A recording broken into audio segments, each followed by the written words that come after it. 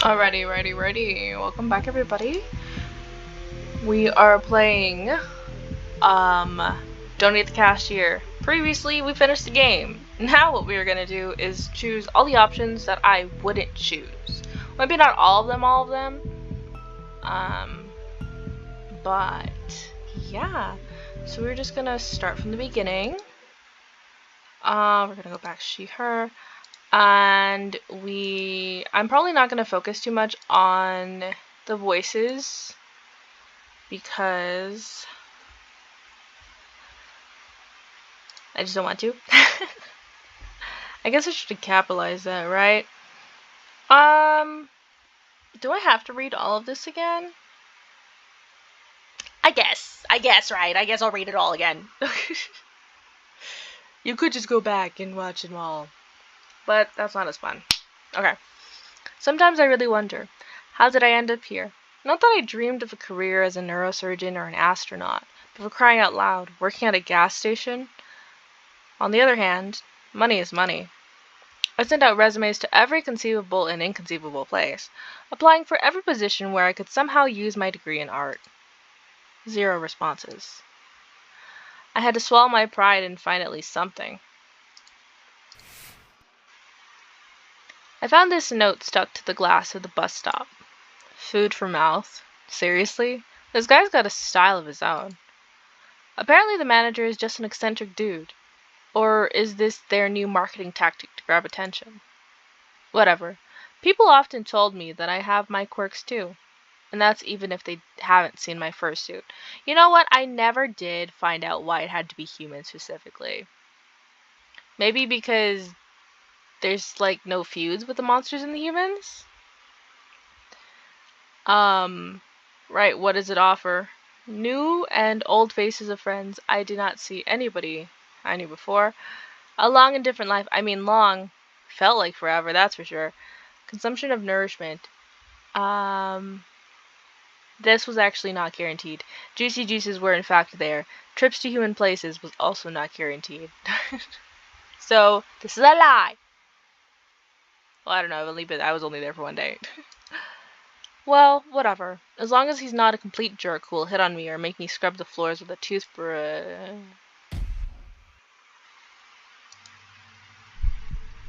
I didn't scream. I couldn't move. My brain feverishly tried to find any category for this in its database. Hallucination? Psychosis? Too many energy drinks? A typical middle manager? The monster from my nightmare stirred. The tentacles crept closer to the counter. My gods. The creature made a sound. Not from a mouth. It had none. The sound emanating from deep within its bulk. Hollow, profound, bone-shaking. Greetings, organism. I am Bob, the indescribable and terrifying consumer of worlds, but you, grain of sand, may call me Manager Bob. No. This isn't real. I'm dreaming. I need to wake up. You will sell food for mouths and obey me, for I am ancient.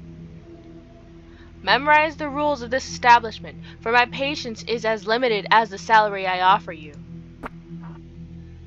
Number 1 rule. You sell, no matter what. Chicken food for the mouth, gremlin fuel, noodles made from cursed souls, lottery tickets for extra limb raffles, discount rot, ritual foil. Everything must be sold. And I sold pretty much none of that. You know what I sold? My time, my energy, my wit. And I threw in my laughing in your face for free. He points directly at me with that creepy, slimy tentacle. Every miserable unit of currency brings me closer to my triumphant exit from this pitiful hole. I pinched myself, but didn't wake up. Rule number 2. Be polite to customer. Ignore bald spots and werewolf fur, and watch out for drops when ectoplasmic energetic entities are in the store. What? Don't let them get too bold. Customers are just walking containers for currency, and they should only pay in monetary units. Payment in existential dread or hair of the dead is not accepted. Many of them come here just to chat because they are idle and purposeless organisms. Your task is to make them part with their currency anyway. You know what? Everybody came just to chat. Everybody came, even Mantis Lady. She didn't chat with me, but she was having a conversation. Well, she was talking. It is also your duty to heal organisms if they are injured using special kits. If they die, they can't give away currency. Okay, so now we will choose werewolves, ectoplasmic entities, and what the hell are you anyway? Rude AF is what we're gonna choose. Aha! It seems like all the jars with mysterious contents started to shake because of my despair. At last, a human being who knows the proper greeting protocol. Your vocal outburst demonstrates a high level of respect for the hierarchy. What? Okay. Not what I expected.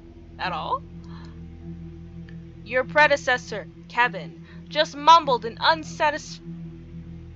unsanctionedly excreted tear fluids. Oh, Kevin, who was in a jar and also very miserable. Werewolves and ectoplasmic entities are just a few examples of the many insignificant life forms that frequent this establishment.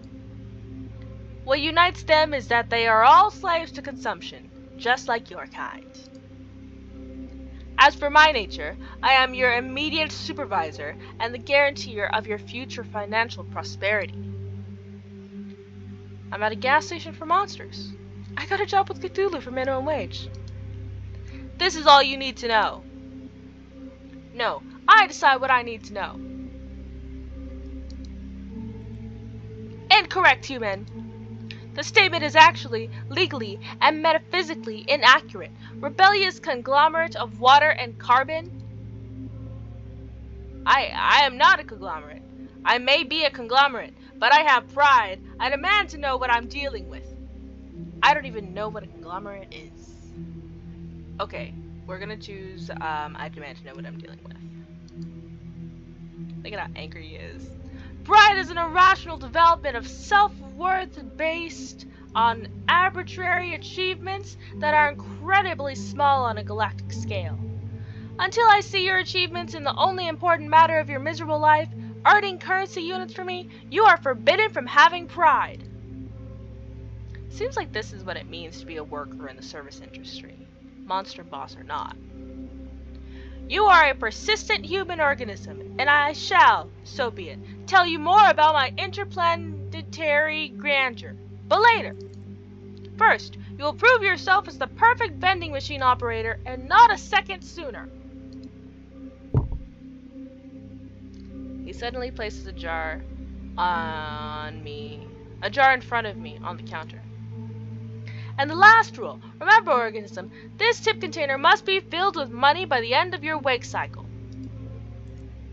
If the bottom of the jar is visible, you will clean the sanitary rooms with this object in the dimension of absolute horrors and suffering for 2,510 years. Oops. I couldn't take my eyes off the fork, the potential tool of my eternal servitude. At this moment, my mind fully catapulted. Yes, I was hired by a multi-eyed cosmic architect squid. Yes, my clients will be non-humans. Yes, I'm being threatened with a fork and internal toilet cleaning. How could anyone clean anything with a fork? The same will happen if you even think of escaping before the end of your work contract. So was I only hired for a day? This is what I'm curious about, because like I totally took off. Like I was not coming back. Maybe with what's his name, Victor? But like with David, gone. With Darian, gone. So like interesting. My ocular sensorium perceives the subtlest of matters. I will detect you in any corner of this pitiful planetary sphere. Crap. I'm stuck here. I'm in a trap. Do you understand, organism? Okay, so we're gonna choose the other option. 2,510. Why not 2,511? Hehe, look at her angry again. Organism! Do you dare to use sarcasm? You greatly overestimate your significant single-brained creature.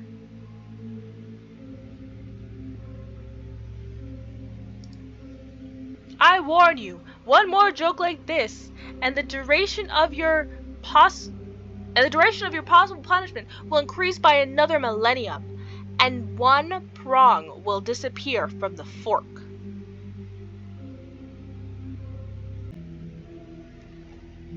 He gurgles indignantly for a while longer before finally concluding the briefing. Goodbye, organism! Good luck in your currency acquisition and button pressing. Okay, so could you show me exactly how exactly I press the buttons? Point to the buttons on the vending machine.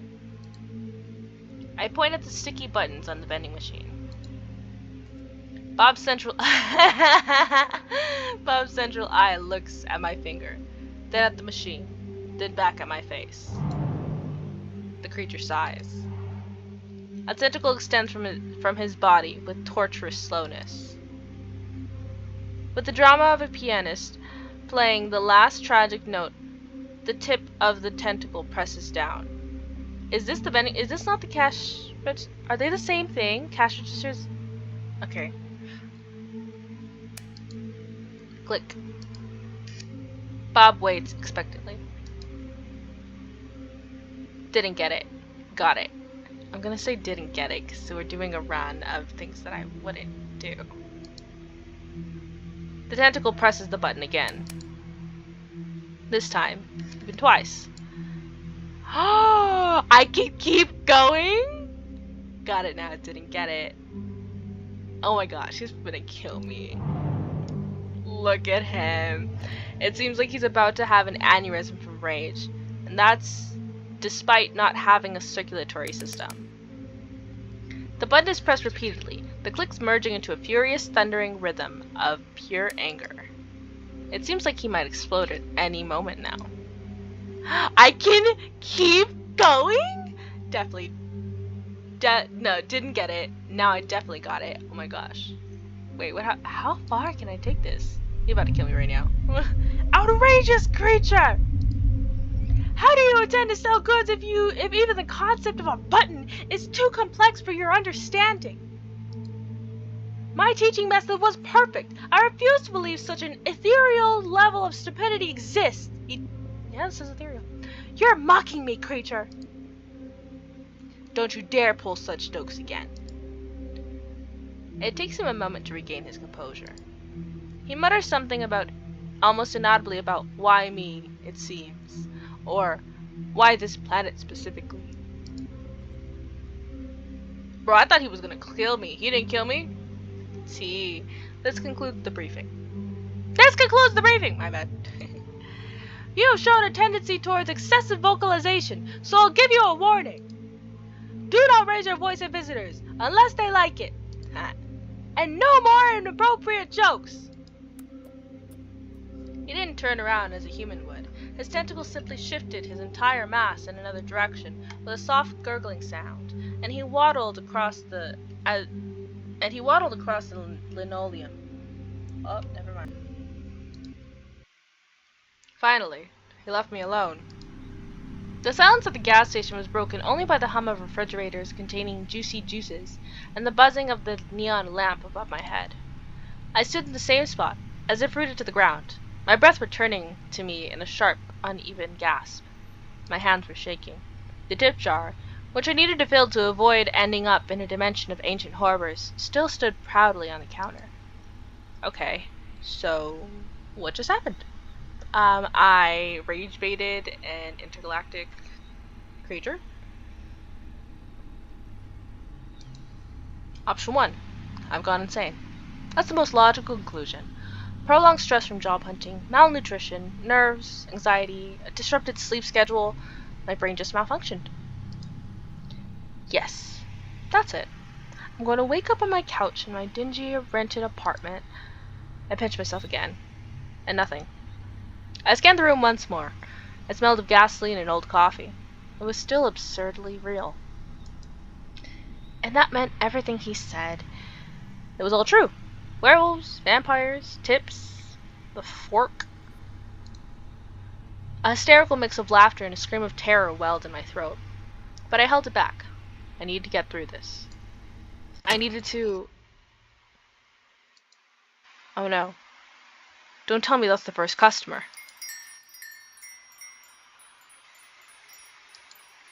Bells? What the hell? Shit! Where the hell did this clown come from? It took great effort not to look away from those red eyes burning in the pitch black darkness. Is he amused? Is he wondering if I'm tasty? Thought didn't exactly give any guarantees that I wouldn't get devoured at work. My brain, still recovering from the encounter with Bob, was frantically trying to figure out how to break this ringing silence. Please don't eat me. I'm just a miserable tasteless cashier. Yeah, we'll just do that. Ha! Eat you? Oh, no. My dear slice of mortal anxiety. What a dreadful suggestion. I would never be so rude. I'm merely a traveler here, not a predator. You are completely safe from the threat of being eaten, but from everywhere else... But from everything else... Well, that's a whole other story. I love that it genuinely does give you like a good chunk of dialogue, like different dialogue options.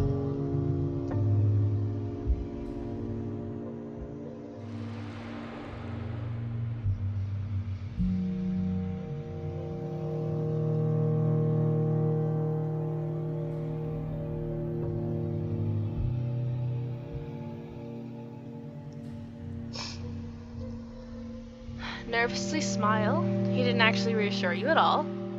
If you're not here to eat me, are you here to steal me away to your circus?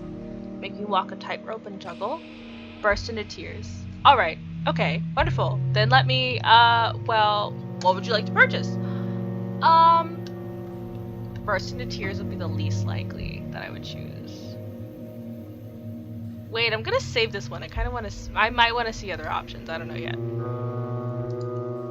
Depending on how long this video turns out. Look at his face. I'm so unimpressed. Oh. A look of deep, almost childlike confusion suddenly appears on his face.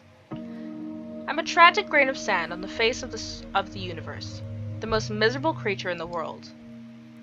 Oh!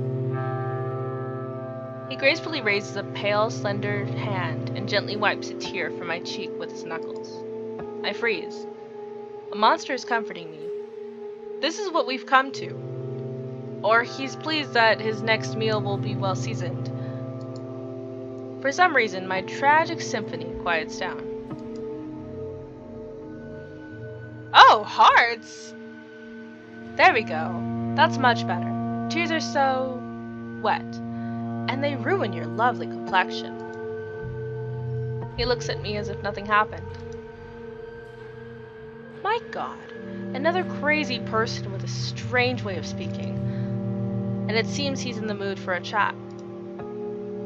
So, what is a beautiful, charming lady like you doing in such a dreadful, dirty island of misfortune? Or rather, what is a place like this doing with such a charming lady as you? Oh wait, where are my manners? I suppose I must introduce myself. I have many names, most of which are not fit to be spoken in the company of a lovely lady. The nicest I've heard is the Mad King. A title I plan to pass from me to myself for the coming centuries. However, my mortal mother named me Darian, is what we're going with. Now, may I have your hand? So I went from, I did this one last time, so we're going to offer my hand. A little kiss. He suddenly bows his head and presses his lips to my knuckles. Oh, more hearts!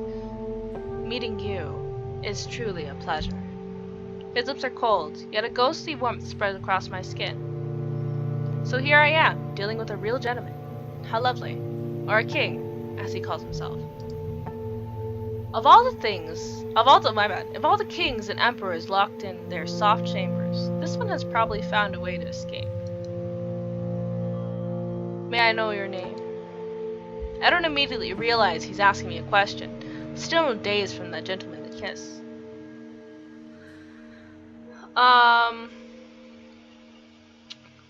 Least likely is actually I refuse to reveal my true name. Demons always do terrible things with them. Ah! Hearts? Refusal. A rebellion against age-old traditions? My lady, your rebellious spirit certainly commands respect. What a pity that the plastic badge on your chest holds a different opinion. Lady Cass. Goddamn badges! Give it back. Well, whatever. I didn't really want it anyway.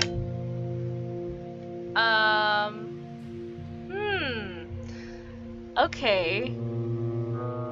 Give it back. I would say I didn't really want it anyway. I guess it's because I would say give it back. Which I'm also gonna save. No, I'm not gonna save. But yeah, I didn't want it anyway. What stoicism in the face of such a blatant theft? But what if someone steals your identity? You don't even have a spare one. It's always good to have at least 10, just in case. There are only benefits. Plus, you always have someone to talk to. Think about it. I wonder if our gas station sells straitjackets. I might need one for myself soon. And another for my second person. Okay, stop it. I feel like my brain is turning to jelly. And I don't understand when we'll get to the point. Actually, it's not all that bad. Okay. Interesting, the way that these paths curve. So, I don't know when we'll get to the point. We've been talking for 5 minutes, but it feels like an eternity. And I've got to somehow squeeze the tip out of this guy and not lose my mind. Two utterly impossible tasks when dealing with a regular person, let alone another cosmic entity. So, let's finally get to the purpose of my visit. Finally. It's completely unknown to me. Oh, for crying out loud. There's nothing interesting in the assortment of this pathetic shack, except for you. So I'm buying your time. Let's have dinner. I'm sure you must be hungry. Oh no. Right, I couldn't even refuse. He just did it. Allow me to create a more pleasant atmosphere for us. I'm shivering from a gust of icy wind. He just teleported half of my gas station to a radioactive dump. Or a radioactive dump to my gas station. What does this say? Praise the goat mother. What is that about? And the jar is gone! My freaking jar! Put it back the way it was. And the jar looks like my rental apartment, but it seems to smell as what a wonderful place for dinner. Radioactive cockroaches on the menu.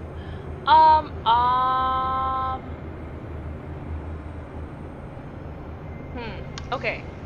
I guess we can, okay, so how we're gonna lean this, because there's a lot of options, right? We're gonna lean this money focused, and the most, like, rude, like, basically we're gonna lean it, like, the most rude focused, which is the most money focused, the most yelling in your face, and the most, you know, unbothered or indifferent. Okay, so put the jar back. You really don't like change, do you? But life is ever changing. Life is not a stone, my dear. I lie. I totally saw this. I already saw this. You know what? I think the lady I was watching chose that one. So we're actually gonna choose this one.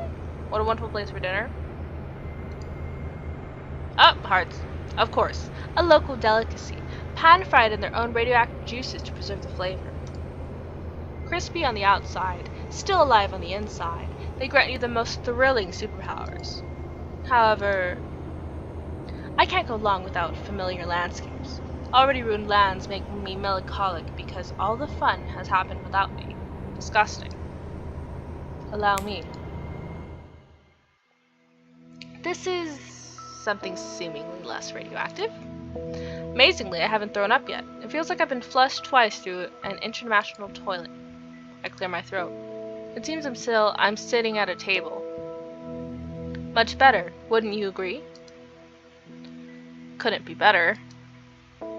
Beautiful here. Is this your home? I preferred the dump. Well, maybe.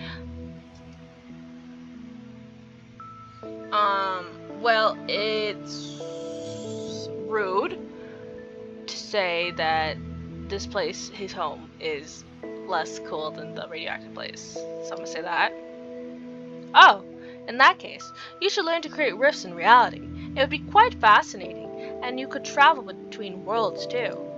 An endless supply of dumps at your fingertips. Or you could just go mad. Then you wouldn't even need to snap your fingers. It would all be in your head. I'm slowly getting used to the landscape. The fireflies are quite charming. But it'd be better without the frog with a human face. The frog notices me too. He lets out a sad croak and then looks at me with an expression of deep existential despair.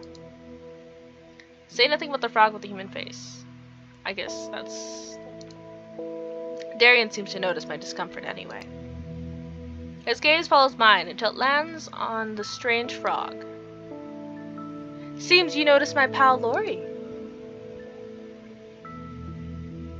I don't see any Lori. Yes, I see him and he sees me. I don't see any Lori. Then I must be mistaken. He is quite inconspicuous. Except when he tries to theatrically end it all to stop being a frog. Jumps into predators' mouths, leaps from great heights, at least for a frog, but he never succeeds. The universe finds his suffering far too amusing, because the universe of this world is me. Tea. So dinner! I'm sure you must be starving. Traveling between realities must be exhausting. This looks strange, but it smells delicious. Meat with honey?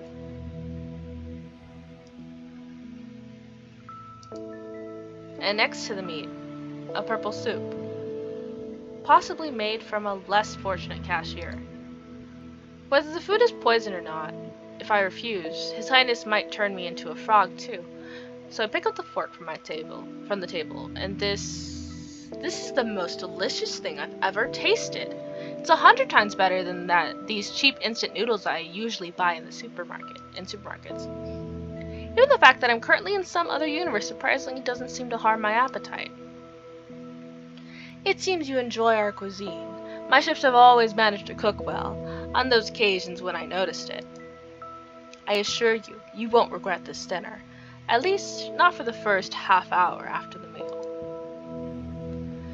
Yes, thank you. You're very kind. This is the best purple goo miserable life as a miserable cashier. Why are you doing all this? Dinner and help us and all that. Thank you for the food. And okay, so I feel like I've seen these two already. We will say this is the best purple goo in my miserable life as a miserable cashier. Purple goo? Ha! I'll have to tell the head chef you called it that. He calls it broth of vicious stars and deceit, but I think your description is more honest. And don't be too quick to call your life miserable. Until now, it was just a prologue. But now, the first act begins. I poke at the food with my fork and watch the peculiar scenery from the corner of my eye. A silence hangs between us that might even be called cozy, were I under heavy narcotics. What spirit animals would I chose last time, so don't ask silly questions, return to eating. Fewer words, fewer chances of catching a deadly magic projectile or something worse. By the way, how does the meat taste? Look at how Is the human flesh tender enough? My fork freezes halfway. Vomit. Why the hell is there human flesh on my plate? Swallow with great difficulty. Yes, thank you. Quite tender. Why the hell is there human flesh on my plate? Bravo! Righteous anger is a wonderful seasoning for any dinner. Calm down, my beautiful fiery fury. It's just a little joke. It's just venison, as far as I can tell by taste. Not very intelligent. It's definitely not Timmy, our carpenter, who unexpectedly disappeared near the large kitchen cauldron, perfectly sized to fit in it. Definitely not. I personally issued several decrees related to cannibalism, perhaps even concerning its prohibition, but that's beside the point. I rarely have visitors, and I'd like to tell you about other interesting guests. After all, it's the most fascinating thing I can share with you. For a place where mushrooms with eyes grow, it can be incredibly dull here. Shadows in the clearing thicken and stir. They detach from the gnarled trees, rising up from the ground like black ink, and spread across the wall. Dancing and intertwining, they prepare to perform at their master's will. Behold, this incredibly crooked castle, my dear. Crooked to the point of absurdity. Sadly, in reality, its curves look far more aesthetic, but give the creator some leeway for expressiveness. Many brave and not so bright souls have tried to conquer this terrifying, dark, eerie, crooked castle. So many that it became even more crooked. You see, the dreadful monster living there never liked being distracted from its important duties. Terribly important duties, like having long, deep conversations with its own reflection, or concocting recipes with raisins. Ah, what a terrifying monster! We're gonna say terrifying monster, because I feel like if I just listen silently, he's just going to move on, and we're not gonna get exposed to a lot of, like, dialogue options. And it seems a bit cross-eyed. It's been a while since I practiced this wonderful craft.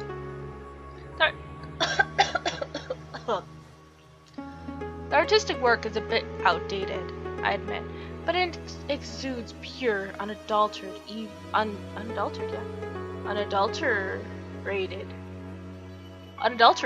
evil, doesn't it? The monster was a tyrant, a menace. He sowed chaos and disorder, mostly on purpose. He had countless opportunities for creativity and wasn't afraid to use them. He made some people believe they were pigeons and others that they were grains. He wouldn't allow his best servants to have windows, fearing that the moon and both suns would get envious and want to take them away, and he demanded they seal the gaps in their doors, I'm assuming, as well. He locked wizards who came to him for magical gifts in a giant laboratory and promised them power if they invented a kettle that could boil everything except water.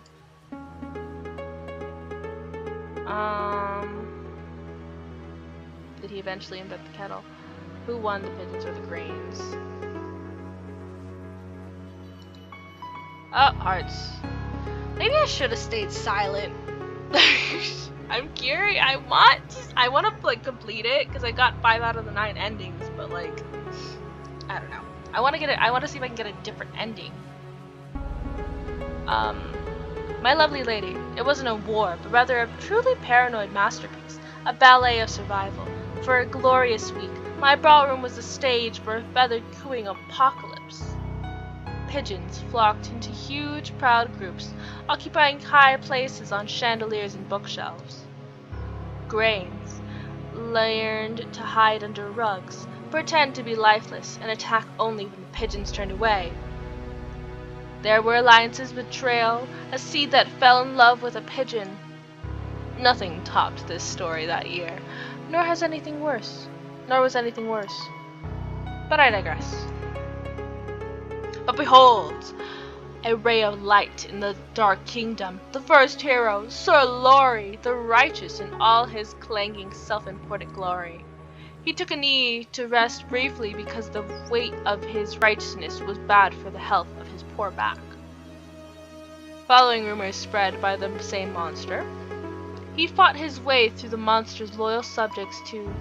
By the way, where did he even find them? Most of my subjects were too busy contemplating the color of suspenders for their suspenders or lamenting their fate. I cherished them in their imperfection. Anyway, it doesn't matter. They were probably the most restless of them. Every story needs minions. In any case, our hero descended into the Grotto of Despair. The Grotto of Tentacles? Imagine the most sinister name you can conjure. The Grotto of Despair sounds about right. Indeed, it's a place where one can so wonderfully despair. Let's not get sidetracked. Into the Grotto of Despair, our hero descended to retrieve an artifact capable of defeating the Monster King. The Ring of Incredible Power, a bit shoddily crafted, but I assure you it looks more aesthetic in real life. However, the brave knight didn't know that the incredible power of the King of the Ring lay in its 440-pound weight. That was its only magical property. The only incredible thing about this ring was its incredibly stupidity, which doesn't make sense to me, and uselessness. The realization that had spent weeks of his life on a divinely heavy paperweight, and the sudden crushing thought that he should have become a baker instead of a hero, just to get some sleep. Well, it broke his poor, noble mind. Not that his mind was ever intended for serious burdens. I'm gonna say no, the knight.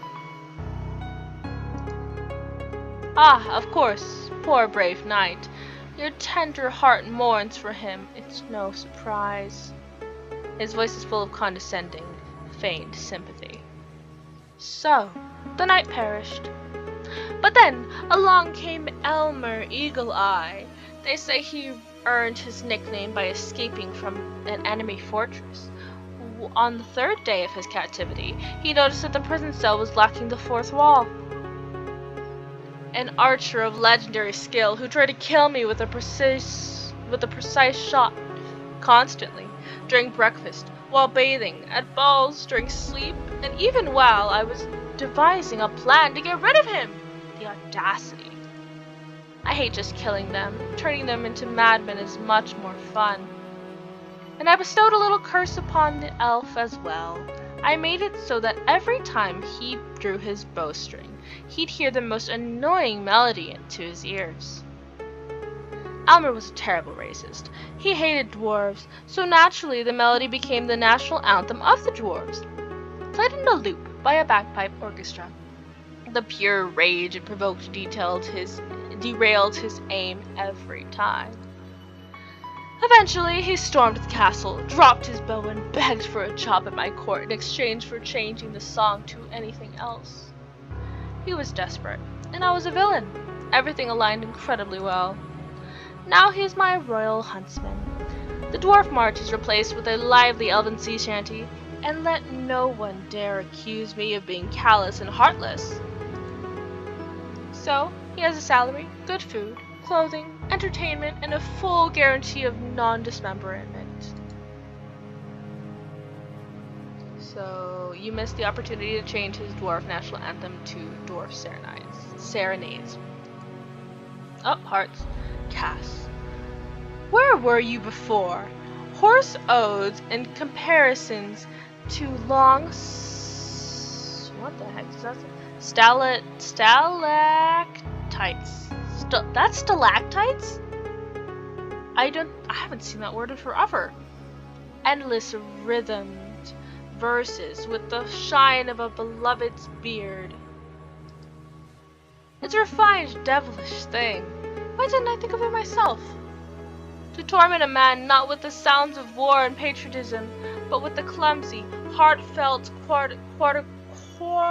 caterwauling of a species he despises, turning a love song into an instrument of pure, heart-wrenching agony. Brilliant. Well, I'll steal your idea for the future. And finally, the witch, in a classic giant hat under which you could easily fit another witch. She tried a different approach, seduction. She attempted to charm me, to gain my trust, to become my spouse, a fatal miscalculation. She didn't consider the fact that I never trusted big hats, or people, especially when both came in hand. And those who wear suspenders and a belt at the same time. A person who doesn't trust his own pants certainly doesn't earn the trust of His Highness. Then again, I don't trust His Highness either. I don't trust myself, especially the left side of my brain, especially on Thursdays. But back to hats. I already did I adore big hats. I don't want to agree with him, so hats don't evoke a particular feeling in me. No love, no hate. Not even mild annoyance? Really? I suggest you quickly develop a strong opinion about them. They say it's a highly entertaining hobby, and useless, like any good hobby. Meanwhile, the witch was quite overt in her murderous intentions, jingling with all her concealed weapons. Why does a witch need so many hidden blades? She must have been very bad at witchery.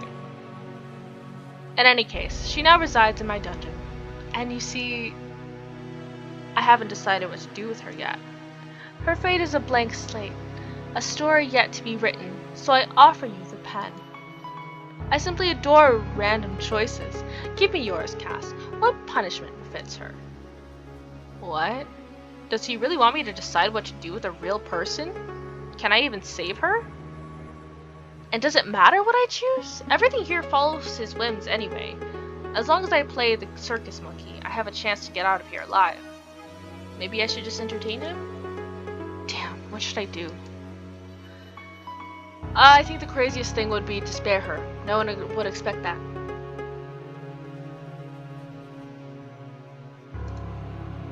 A quiet chuckle escapes his lips. Oh!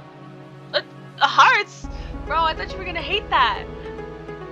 Maybe he just actually, for chaos, he probably just hates indifference. Damn, I messed this up already. Using mercy as a weapon of chaos, are we? To forgive her not out of kindness, but because it's the most illogical, unpredictable, and therefore maddening thing.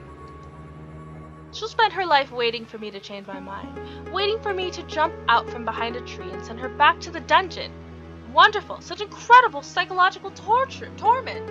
I really didn't have to turn her into a hat before. I could have freed her. Man. So be it. Well, at least she'll be alive. Something's missing from this tale. You never told me about the monster itself. It was the one I chose last time, so I suppose that's the end of the tale? Indeed! It was a delightful story. I have hundreds more, of course, but these were the first that came to mind. The shadows finally dissolved into nothingness. I just saved someone from a terrifying fate at the hands of a madman. I feel a certain pride. It will be a pleasant addition to the horror I felt in the past hour. I'm afraid royal duties await me. Our time is up. I shall send you back, Cass. I rise from the chair. I squeeze my eyes shut. Okay, I was like, if I collected enough points that I get the same ending, I'm restarting. The light is blinding, even with my eyes closed. So unusual after all this darkness. The jar is empty. That jerk didn't leave me any tips.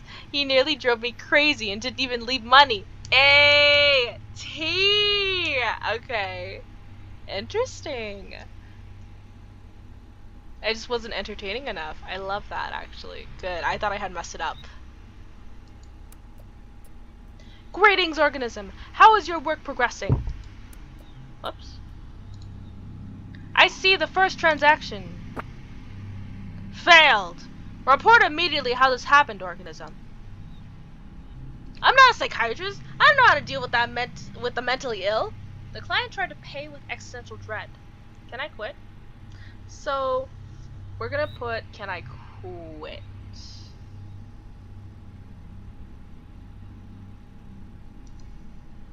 And you have the audacity to ask this after such a grand failure?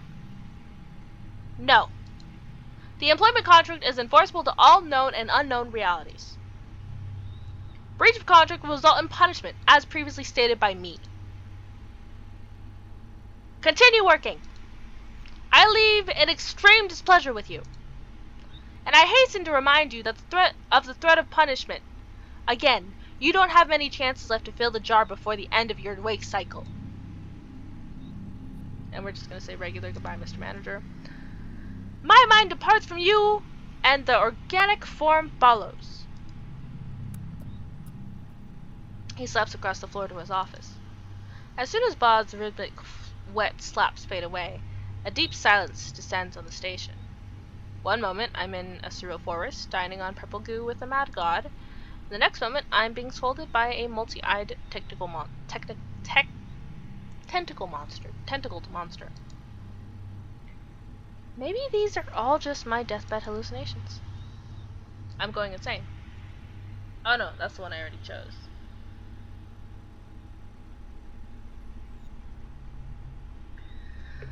God, give me back my bills, my noodles, my arguments with strangers on the internet. My beautiful, monotonous, bland life. I was foolish not to appreciate it.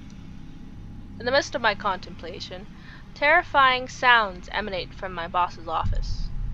Unfair bills! Unacceptably large numbers! Of course, what else could upset him so much if not that? Steps. Another visitor. This one decided to come in through the door for a change. He seems unwell. I hope he doesn't knock over my shelves of shampoo with jojoba oil and delicate lilies on his way. He's not just unwell. He looks like hell. Literally. All the skin on the left side of his is torn off from his jaw to his temple. I swallow nervously. What kind of meat grinder has this guy been through? He looks like someone who could rip me apart if he doesn't like what he hears. I need to be careful if I don't want to become his next victim. Okay, wait, okay. So I got the 5, right? Is there one where the first... Okay, there's probably one where Bob kills you. Right? Makes that 6. Probably one where Darian kills you. Makes that 7. One where David kills you. Makes that 8. And I'm assuming that... Victor also kills you. That would make it 9. Did I already fail? Oh well. We'll just see what happens.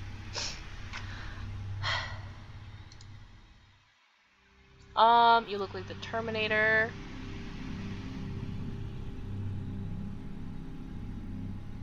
Okay, I already saw what this one does, so we are going to do When Will the Lord Take My Sinful Soul? Break down into tears. Break down in tears. You don't want to work here anymore. I can arrange that if you don't shut up. It seems my tears are getting on his nerves. Maybe he's covered in blood of people who got on his nerves. Alright, Cass, pull yourself together.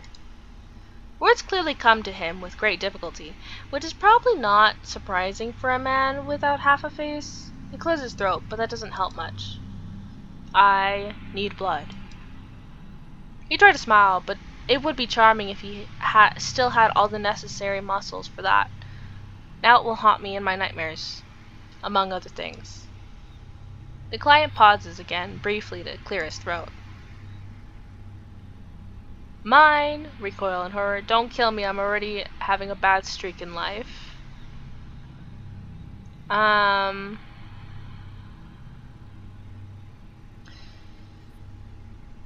We don't have a transfusion here. That's what I want to choose, but I won't. Actually, I lie. I want to save in case I come back and I want to choose something else.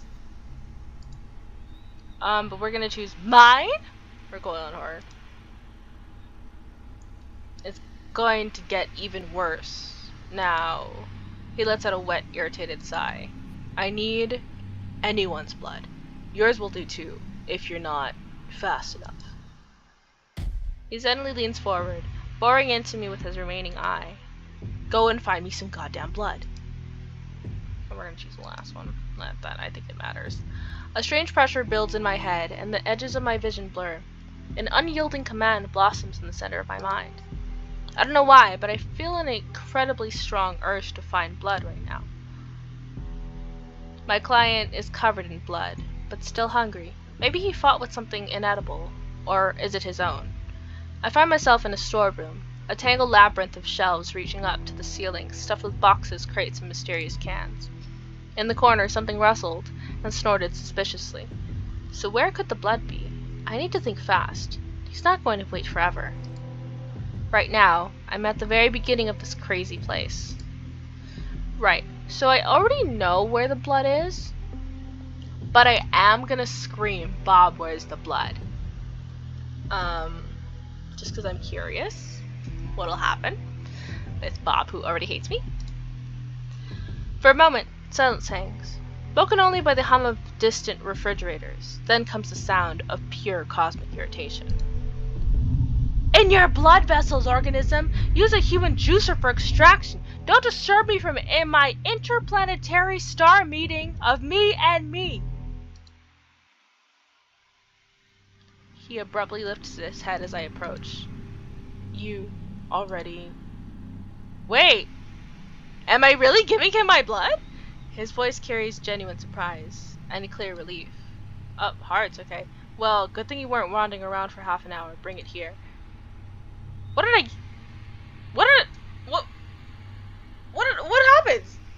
Wait a minute. Yeah, no, that's where it goes. What? Well, he's not here. I have a perfect opportunity to wipe away the bloodstains. I'm just scrubbing a pool of blood on my first day at work. An interesting story for Reddit. A wonderful tale. I'm doing just fine. Nobody has eaten me. Where did I get the blood from? We just skipped over it. Oh, like we just couldn't... I guess that's if we couldn't find it? Interesting.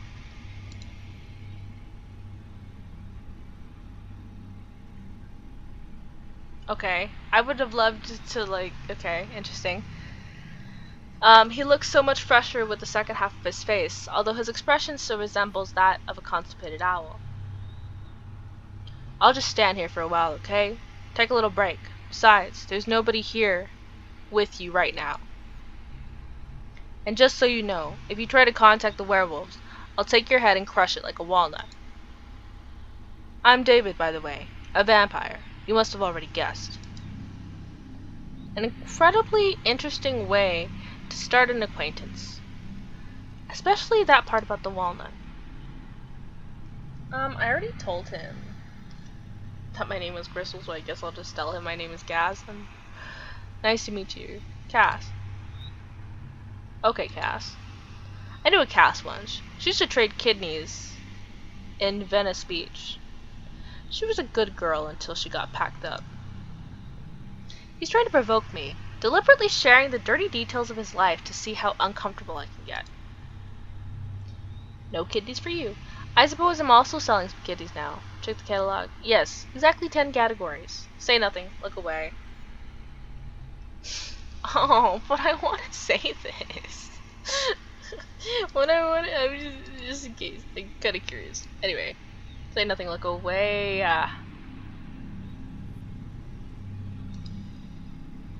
Relax, babe. Just kidding. He says it with delight. Now he's the king of this dump and the main authority. He backed me into a corner with one lousy story. Now I have a vampire here, and he's regenerating. Wonderful. The main thing is not accidentally blurt out. The main thing is to not accidentally blurt out something wrong. I need to be friendly. I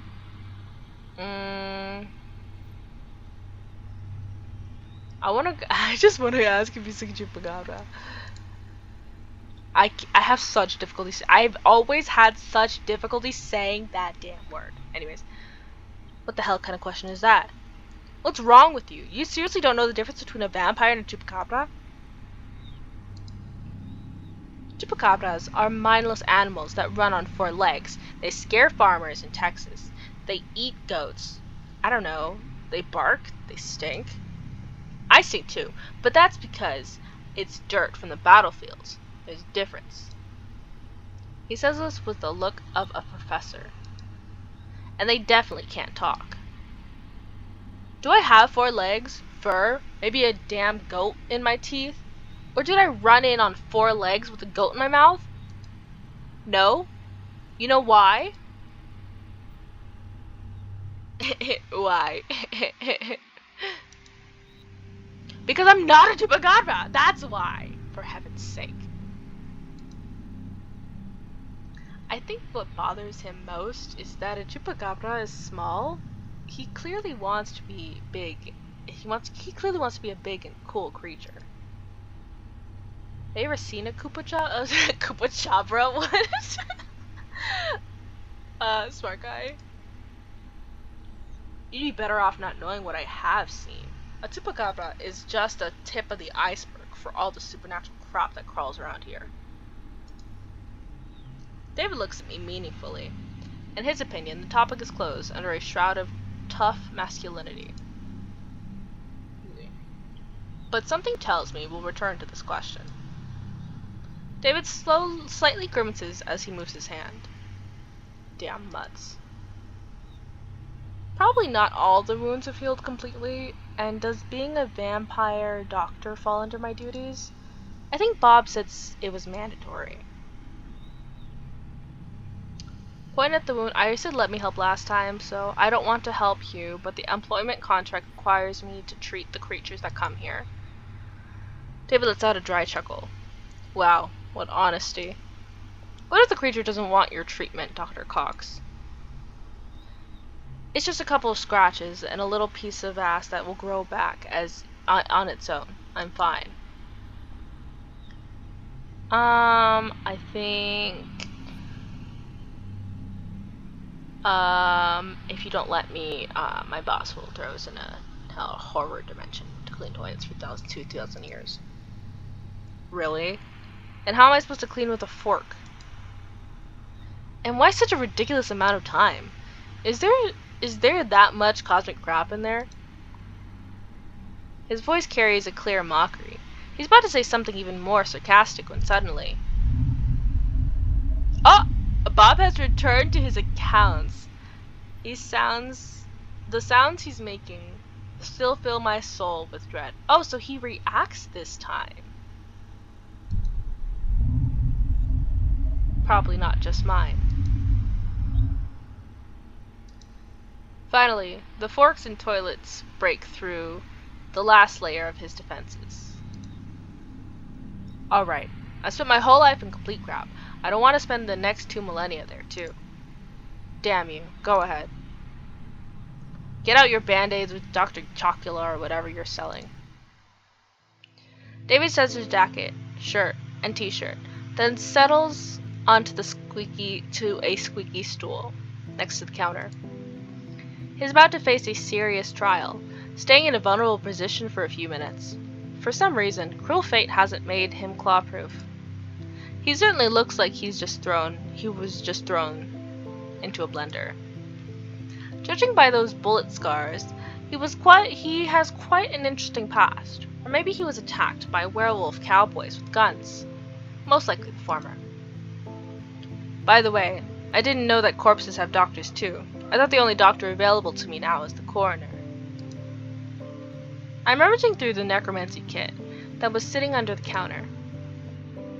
It's a heavy military-style metal box with a faded label reading Kit for Alternatively Living Organisms. Inside, besides standard tweezers, there are some strange items. Silver tweezers, vials of thick, glowing liquid, additional fingers, and of course, an instruction manual, a cheap laminated brochure stained with something that looks like coffee. In the instructions, the first point states, determine whether you are dealing with a zombie. Ask your alternatively living subject if they ever wanted to eat someone's brain. I asked last time, so David is clearly not a zombie. Move on to the next point. He glances skeptically at the pictures flashing in the instructions as I flip it over. Zombies, necromancers, abominations made of bones, flesh, and cabbage swirl in front of his face like a mesmerizing kaleidoscope.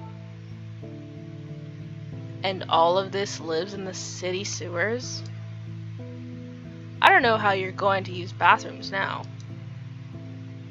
It would be great if he didn't notice that. Why do I have to deal with all this? Why is he so playful when I'm not being playful?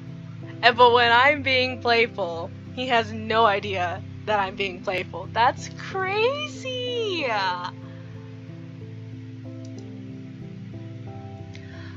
steal a glance at my visitor. I wonder if werewolves just clawed him up, or if he managed to kill someone too. My instincts, something out of the Stone Age, suggest that he could have. This guy has a killer's gaze. You see someone like him in an alley and your hand automatically reaches for your wallet and phone. I lower my eyes. Next point. Let's establish the nature of the injuries. What kind of wounds could werewolves leave? So I said this one last time.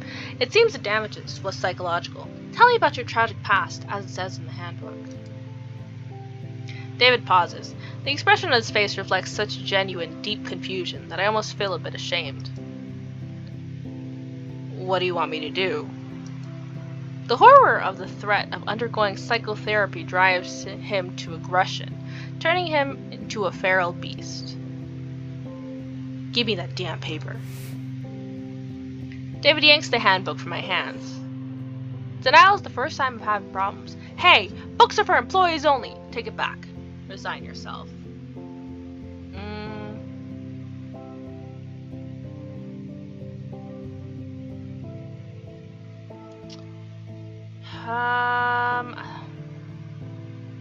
I guess resign yourself. That's the least I would have chosen. David mutters under his breath. Quite slowly, by the way. Probably doesn't read very well. Strangely enough, I thought vampires had large libraries. However, this guy's library is limited to the section on threats and insults. See? Torn supernatural wounds. You have to be supernaturally stupid not to notice that chapter. David says this with a clear sense of relief in his voice. His tragic past will stay with him today. I take the book back. I read through what medication I need to grab and regenerating extract for alternatively living life forms.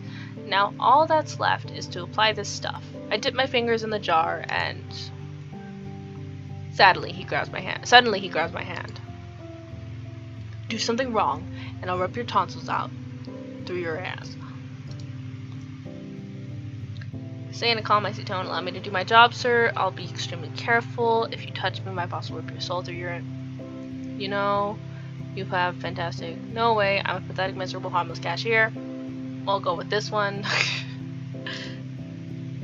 This isn't just a response. It's a philosophical stance. Concentrated, all-consuming self-pity. Existential catapultation.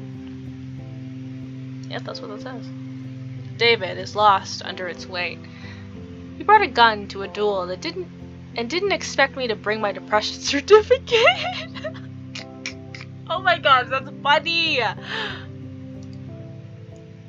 Well, yeah, you are just that. Watch your hands and try not to let your tears drop on me. I apply this black goo to the wound.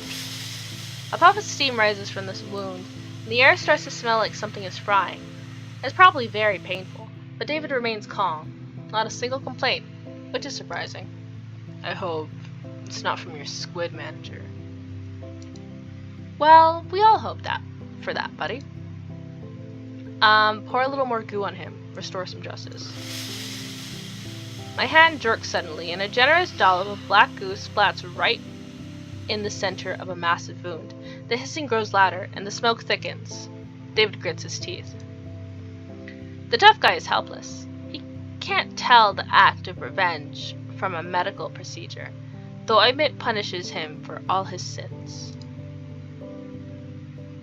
I finish up. Surprisingly, the wounds really are healing. The scars won't beautify this man.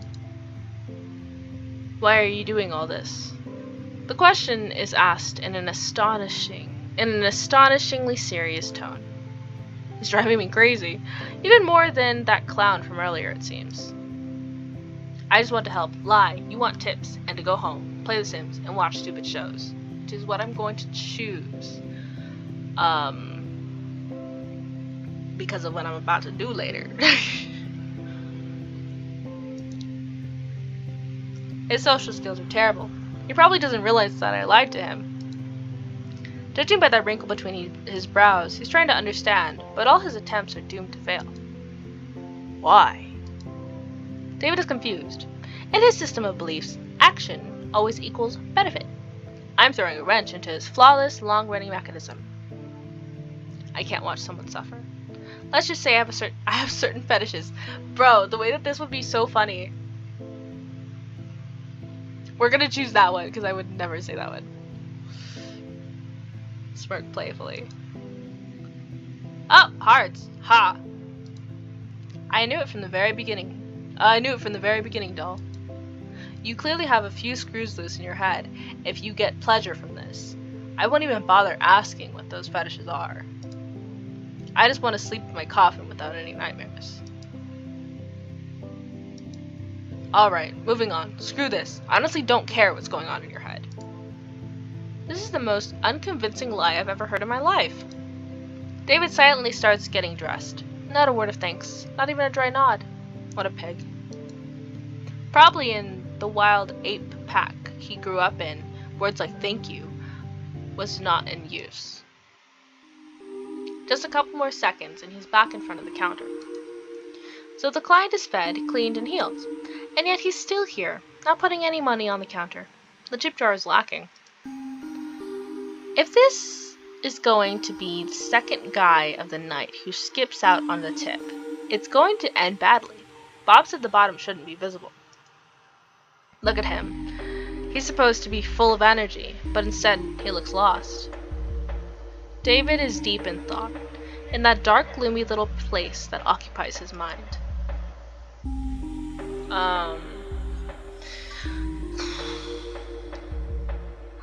I'm gonna say this isn't the best place to crash, buddy, but there's a vampire hotel 2 blocks down. That's the absolute rudest. Vampire hotel? David pauses for a couple of seconds, as if a vampire hotel actually exists. I pause too. I'm no longer sure if the vampire hotel is just a figment of my twisted imagination when there's a monster gas station. I'm not sure what kind of world I live in anymore. Get lost with your Hotel Transylvania. That's not the point. I'm curious about one thing. I haven't talked to a regular human in a long time. I wonder, by regular human, does he mean my extremely natural essence? I'm no vampire, werewolf, or thieving gnome. Or does he mean my lack of criminal record and absence of drug or alcohol dependency? Or maybe he's looking for the perspective of an ordinary worker, a working class person, a gray collar. Does your face always look that funny when you're thinking about something? I don't even get a chance to respond to his jab before he follows up. Let's conduct an experiment. Suppose you're now a free vampire, able to go wherever you want, do whatever you want. Where would you go? David looks at me expectantly. Right, so we asked pretty much all of this except for can you find everyone who wronged you in your life and get revenge? Yeah, a lot of people think about that first. But it's a bad idea to leave a trail of bodies of people you were somehow connected to. And your head quickly fills with other things like, well, the fact that you're dead, and it's forever. Damn! So after you've been turned, you didn't find anyone who bullied you in school and beat them up? Got it. Well, I have one question. No, so we only have one option. We're gonna go with that one. I usually beat them up right at school. Ah, right. You might think I was some kind of bully, constantly pulling pranks, but I was actually quiet in class. Just messing around at the back of the class, like an invisible man. Oh.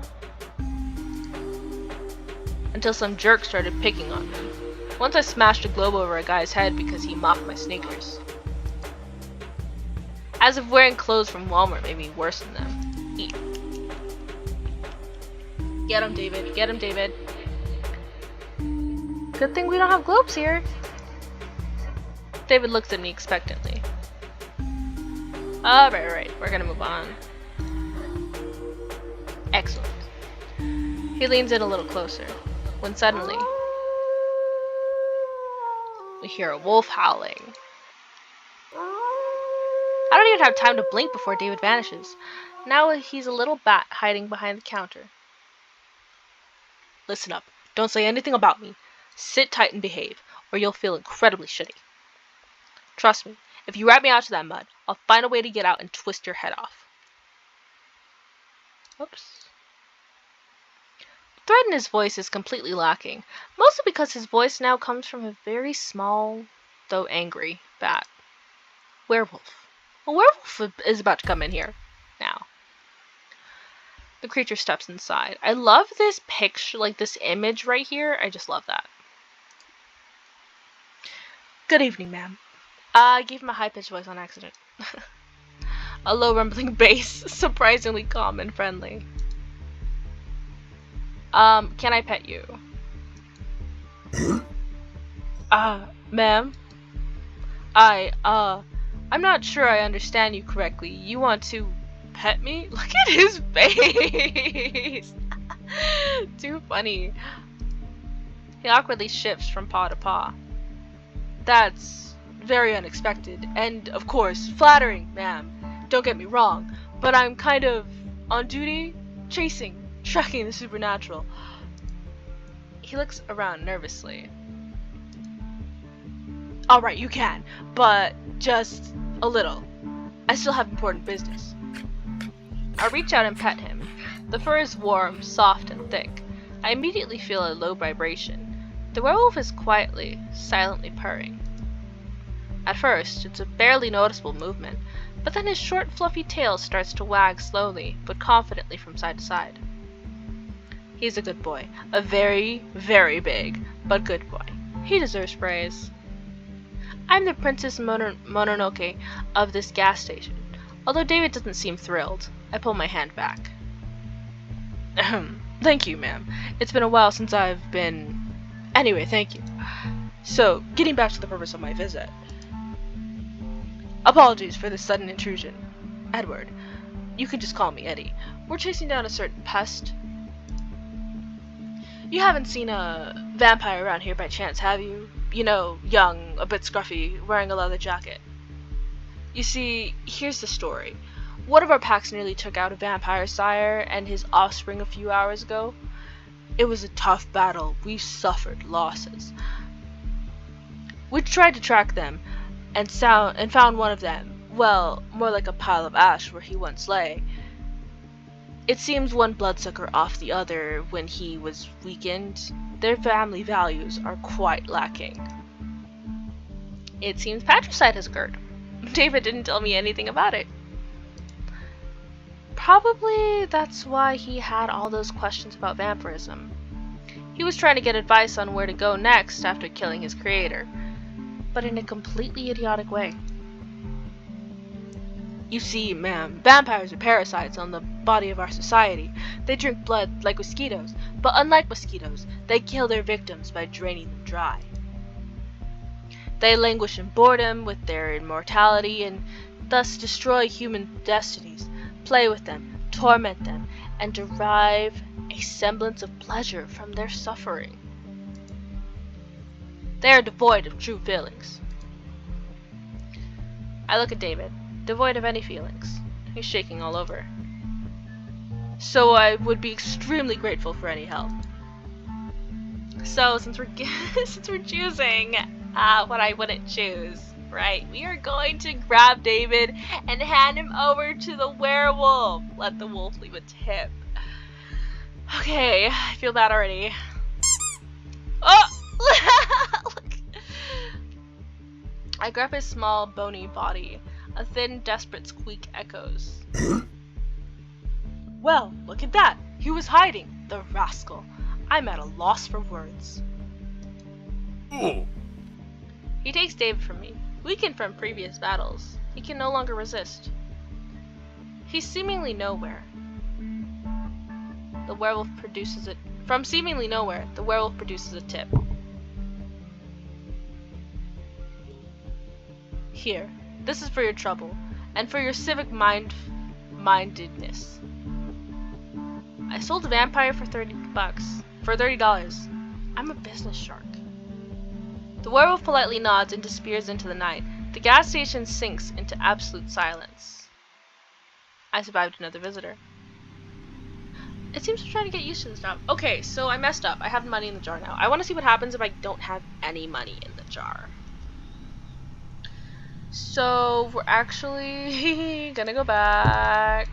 And I guess we're not gonna hand him over. Don't give David away. Is David gonna give me money? If David's gonna give me money, we're just gonna go back and see what happened after I gave him away. Or not. I don't know. That bastard threatened me 5 minutes ago. But now he's small, trembling, and helpless. He's my bastard. I force a smile and say I haven't seen anything. A quiet, peaceful night. Eddie examines me closely. He's probably catching a faint scent of blood, but my calm demeanor throws him off. Strange. Well, okay. If he shows up, just give a whistle. We won't far away from here. Good night, ma'am. The werewolf goes off to his important wolf business. David crawls out from his hiding spot. You could have turned me in. He stared into my eyes as he was trying to peer into my soul and understand what it's made of. And that would have been the sensible decision. But I'm glad you're not one of those sensible ones. Because you're not getting any more money than what I already gave you for the blood. Sorry, doll. Ah! No tip! Yes, okay. Vampire cheapskate. Miser. I watch as he leaves me. Probably didn't have a spare dime to his name. A bum. I should have given him some cash to buy soap, the stinker.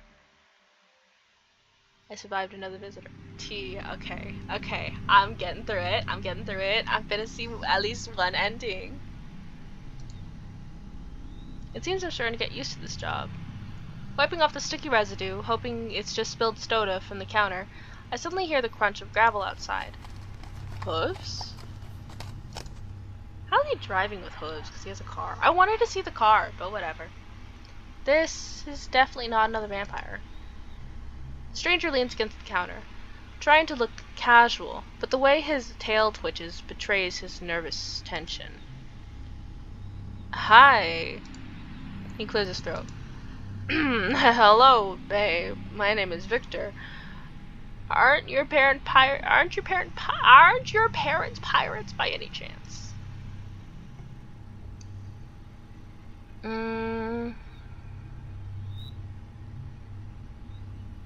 Okay, so we're gonna choose. You mean, are they rich pirates who could pay a ransom for me if you kidnap me? Please, sir, don't! Oh god, no! His voice cracks, jumping up an octave. No, miss, not at all! I was trying to flirt! To flirt just to kidnap me? You're lulling me into a false sense of security to eat me! Alright, sir, I believe you. You're not a notorious kidnapper of cashiers.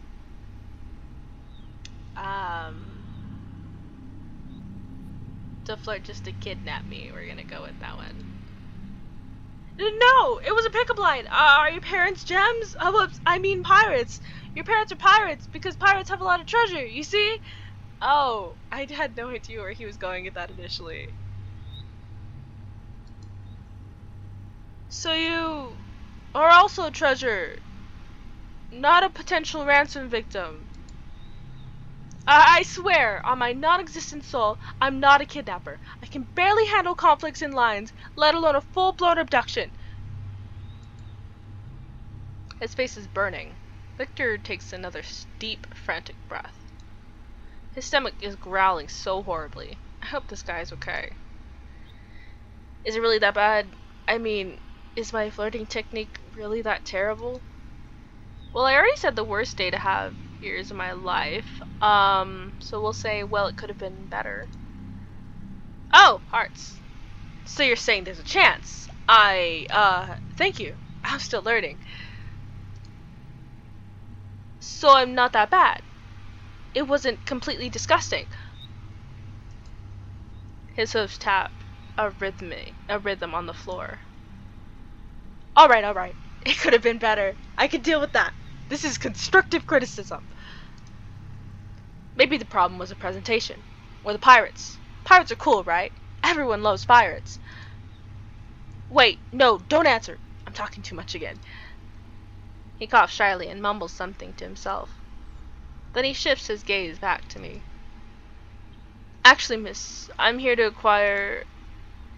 He doesn't get to finish. They have a visitor. She stands next to the counter, clicking her mandibles impatiently. 2 packs of Hold on, actually, water break, everybody. I've been talking for 2 hours. Maybe 2.5 hours already, so... How does CL do this? Jeez, well, I'm talking to myself too, so maybe that's part of it.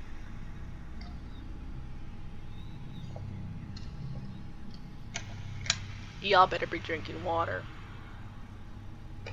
2 packs of Brapsy, a pack of screaming cheese, and a bag of fairy fingers, darling. By the way, your gas attendant is a real sweetheart.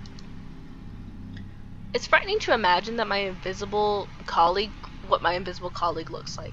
He hasn't even bothered to say hello. And hurry up, I need to rush. I have a lot of work waiting for me today. I'm starting to pack the order. At the same time, this incubus awkwardly tries to hit on the lady.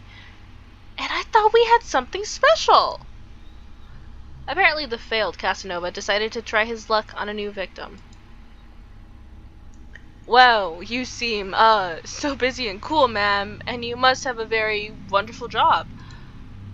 She starts clicking her mandibles energetically, producing a buzzing sound that vaguely resembles laughter. Wonderful? Oh yes, wonderful. Wonderful for those who don't like to eat, sleep, or see their children grow. Really, the best job in all 9 worlds. Speaking of children. Victor barely recovers from her sarcasm when the lady immediately pulls a wallet out of her bag and unfolds it. Over and over again. It seems endless. This is Gugu. He has his father's mandibles. Victor gazes into the abyss, and the abyss gazes back, revealing baby pictures. The seduction attempt has failed. Again. Like any mother, Lady Mantis loved her children and considered it her sacred duty to tell every passing incubus about them. This is Gugu. He's in his rebel phase right now. He pierces his mandibles. Can you imagine? He makes such a racket when he eats. The image of a larva in a biker jacket makes me snort and reminds me of David. And this is Gigi and Gaga, which might be Geeky and Gaga. They're still larvae, but already so talented. What talents can larvae have? They just lie there and eat. I do too, though. Wait, I don't want to think about that. You have very beautiful children, ma'am. All 20 of them. Incredibly cute. That's just the first wallet. Okay, so I already chose to interfere, so help him hand the lady her order. Oh, I got a bit carried away. I really am in a hurry. Here, your money, darling. Whoops. Victor watches her disappear into the night, then turns to me with a grateful look. Hearts. Thank you, miss. I couldn't handle 20 more kids. To be honest, I already broke down at the 8th. And I thought looking after a cat was hard. The lady left very little in tips. Probably all her money went to her children.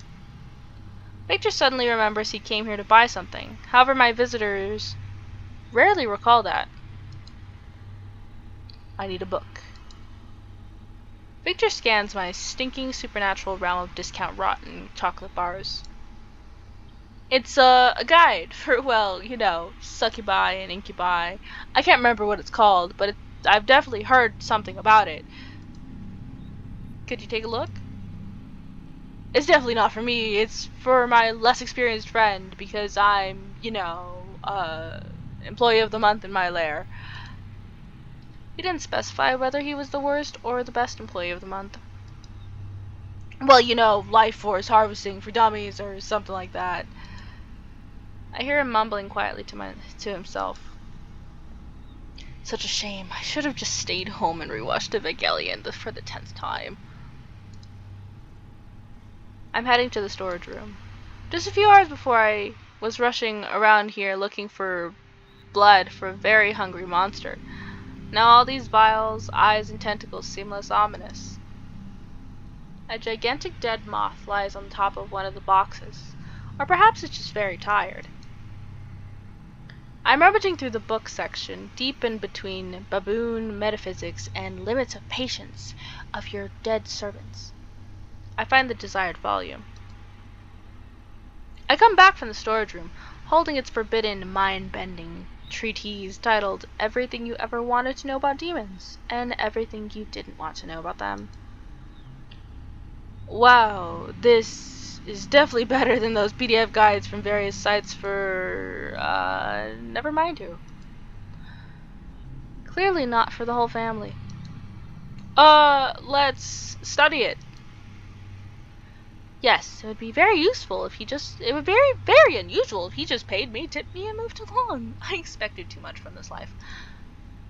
But in fact, this will be an entertaining educational lesson. It certainly won't be unnecessary.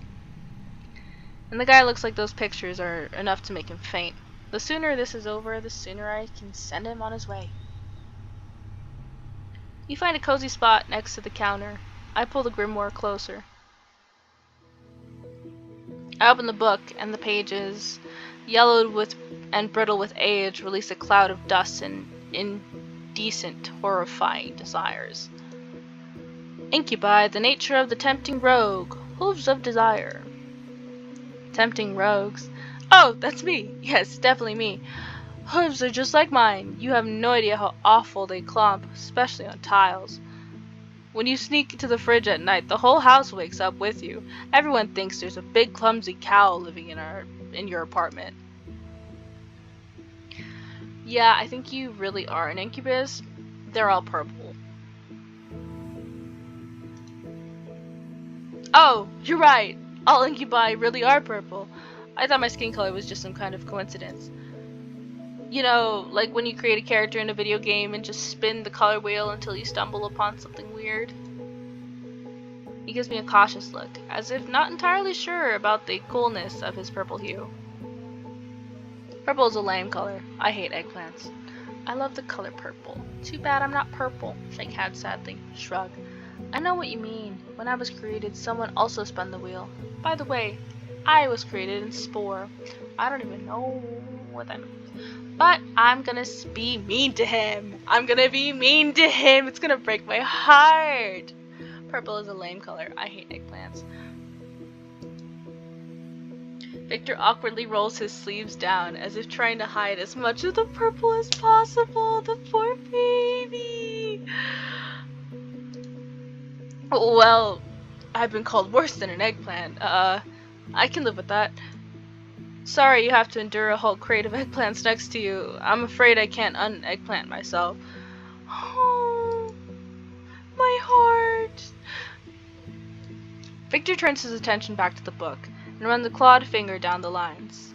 Incubi, appreciators of the vibrant hues of the soul. They draw power not from blood or life force, but from the pure, potent energy of mortal emotions. And although a refined banquet of positive emotions is the preferred ambrosia, what a fancy word, a practitioner can also sustain themselves with more coarse, fickle energies of negativity, despair, horror, and humiliation, provide a quick, albeit unpleasant, rush of power. It's no wonder that now, after an argument with someone in the comments, I feel like I've eaten a few raisins. Judging by the expression on his face, he clearly isn't cut out for horrors and humiliations. His limit is probably arguing on 4chan. Also a kind of source of horrors and humiliations, but still, it's a bit different. An incubus can, albeit less effectively, form a symbiotic connection by feeding off a single consenting mortal vessel. The mortal vessel, in turn, can absorb some of the power from the incubus, among other things, their immortality. Wow, sounds like a decent deal. I certainly always have plenty of emotions, mostly hatred for the fact that to earn money you have to work. A whole mountain of raisins for Victor, or whatever he called it. What a relief, just one person. The thought of having to chase after a whole bunch of strangers makes me feel sick.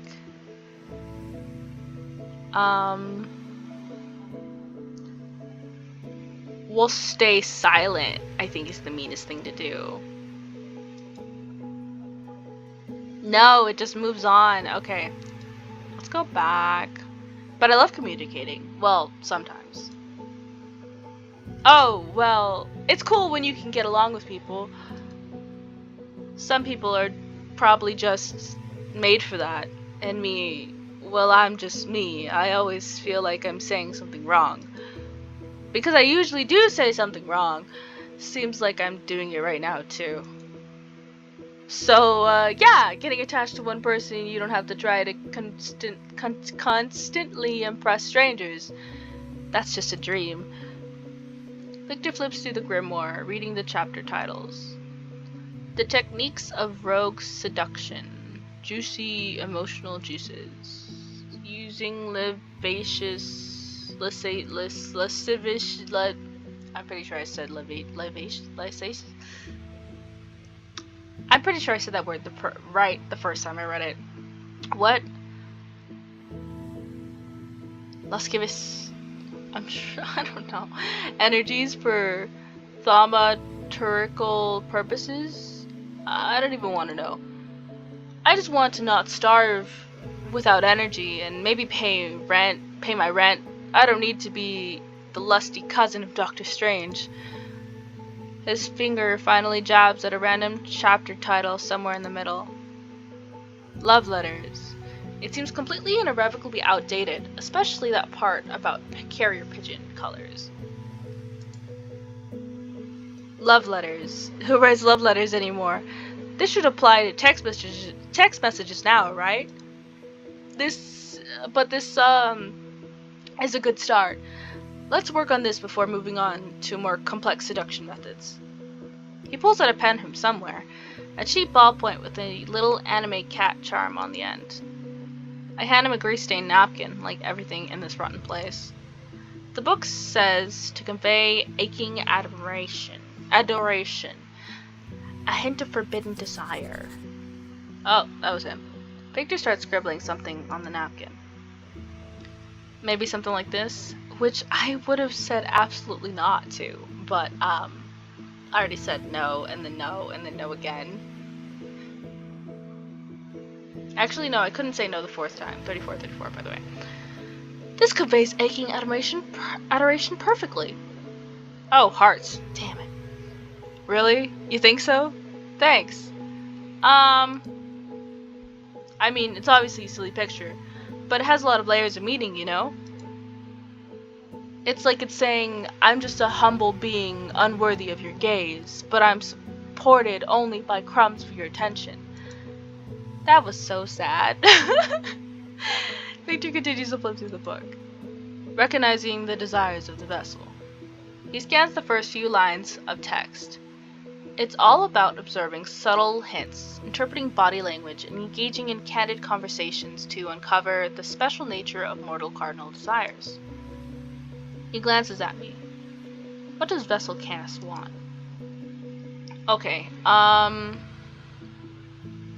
okay, so I guess to be mean to him is, the vessel wants to leave work as soon as possible. Let's not linger, young man. He glances at the clock. Yes, I understand. I need to draw my own conclusions, right? People don't just tell you what they want. You have to Observe. Sometimes people want you to stop annoying them with your incubus stuff. Well, we're almost done anyway. He feels like an idiot, but on top of that, he feels like he's made some fundamental discovery. I'm not just a grumpy old troll. I'm the apple that fell on Newton's head. We continue to study this villainous seduction manual, the art of verbal seduction and slippery flattery. To his surprise, Victor finds no mention of the fact that pirate compliments work on living people. We examine the first paragraph where words are labeled as keys to the treasure chest of the heart, and flattery is described as a powerful aphrodisiac for the ego. It's all very dramatic, but the main idea is quite simple. Say nice things, don't say unpleasant things. This is definitely outdated. If I tell someone that his eyes are double gateways to the... I still don't... You know what? I'm finna look this up. I know this video is already long, but let me look this up real quick. Because, one, I don't know how to pronounce it, and two, I don't even know what this is. Like, I feel like I did know what this is.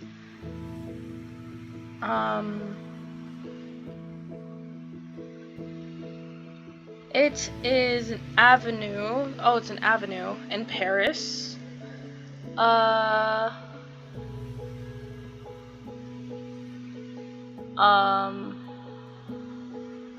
I guess it's just pretty. Champs-Élysées. Champs-Élysées. Oh!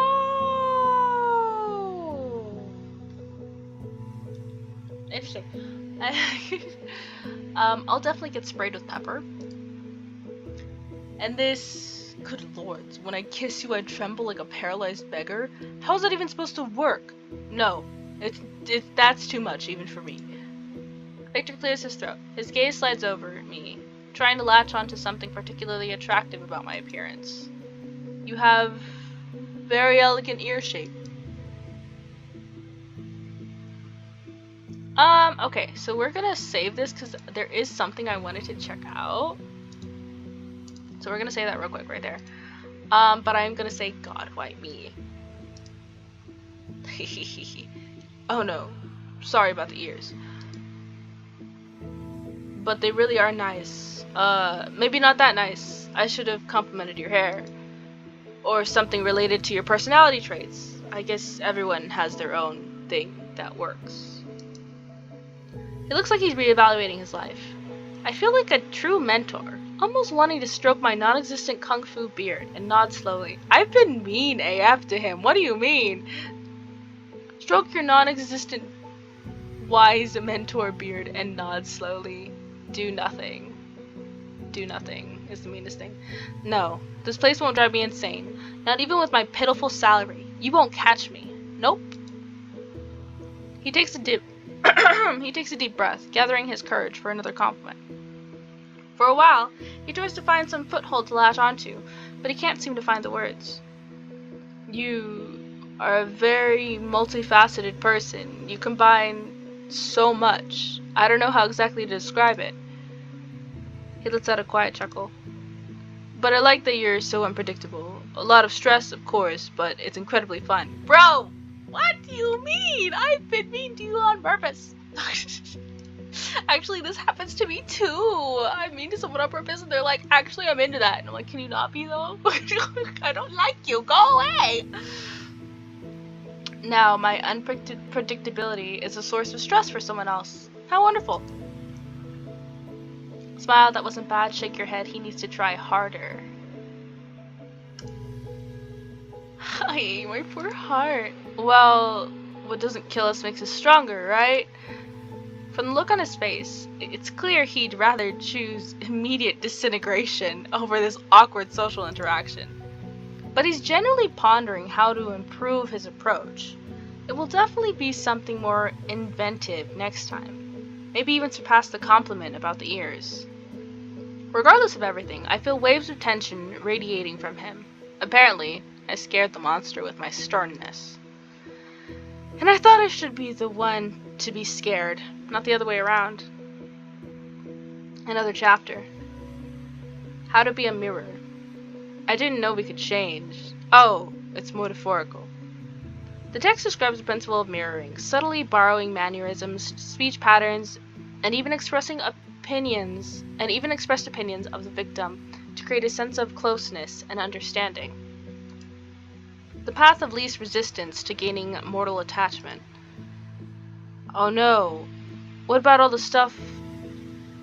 that stuff about just be yourself and everything will work out? My mom lied to me, didn't she? With similar interests, what do ordinary people like? Football and the weather?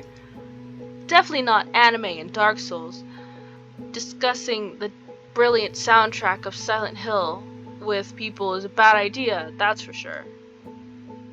Alright, practice. The book says that practice is the key to success.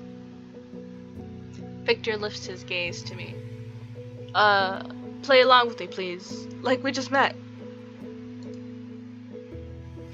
Beautiful mortal soul, I have appeared to you in half dreams so many times, but I finally decided to find you in reality. I won't let you go so easily again. Even though the words aren't the most elegant, there's something supernatural about them. I still begin to feel a pull. A shiver runs down my spine. Okay, actually, this is where I wanted to see. So we're gonna do, let's just leave it at that. Victor, who also felt something unusual, freezes for a couple of seconds. The illusion breaks. He nods slowly. Yeah, of course. He's slipping through the treaties a bit longer before letting out a sigh. His stomach growls again. It seems he could use an emotional snack. I think we've covered all the important stuff. I suppose it's time to wrap things up. He starts to rise from the floor. Ask nothing.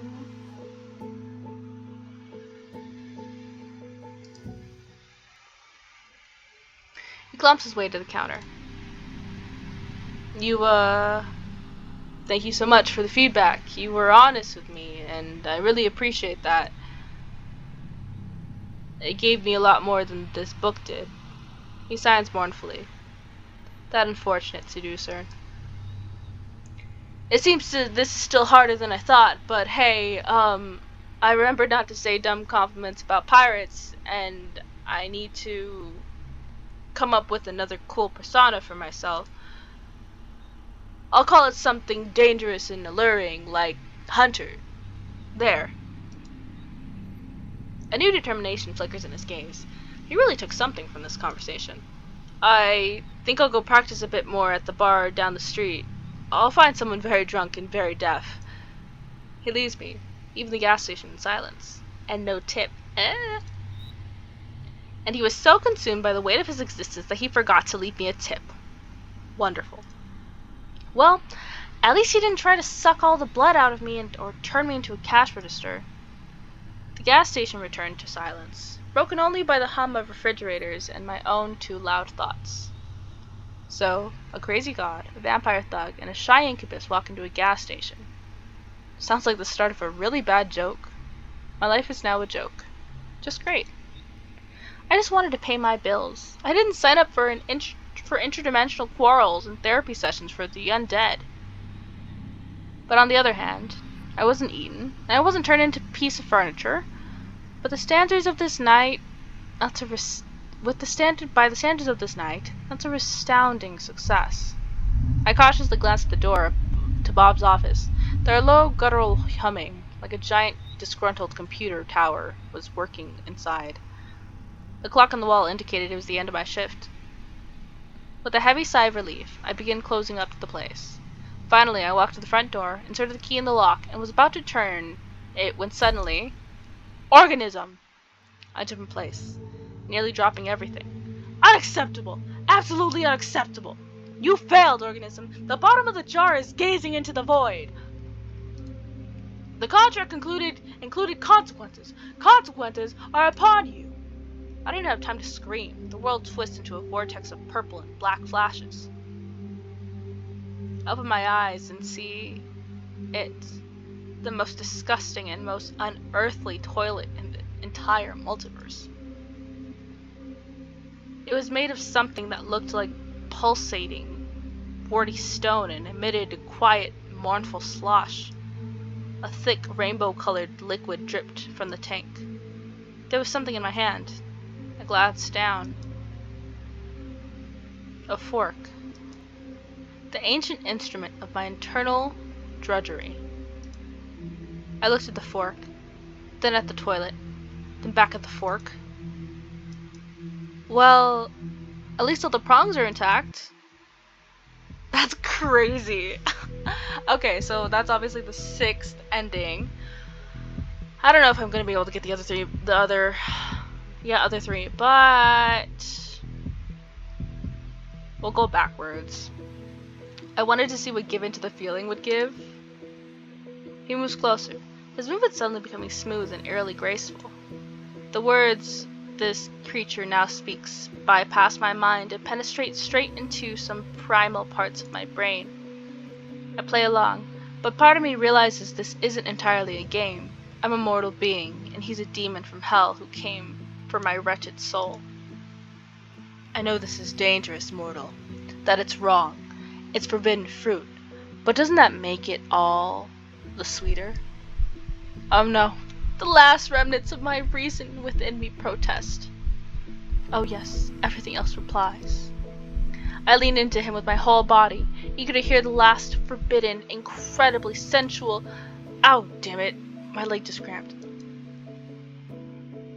The resonant hum abruptly cuts off. We're back in the little gas station. Sorry, I couldn't hold this seductive pose for more than 10 minutes, but it seems like we were doing pretty well, right? What even was that thing? Okay, so we saw that. I was just curious. Where are we here? What was this?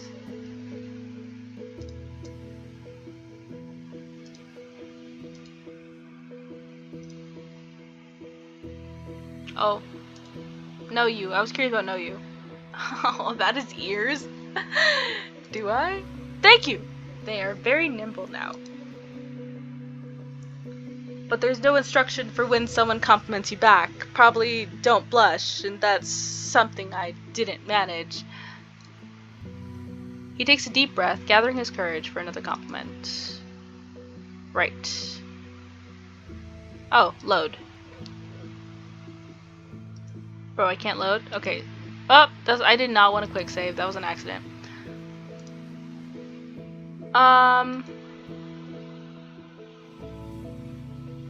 What's it trying to do here?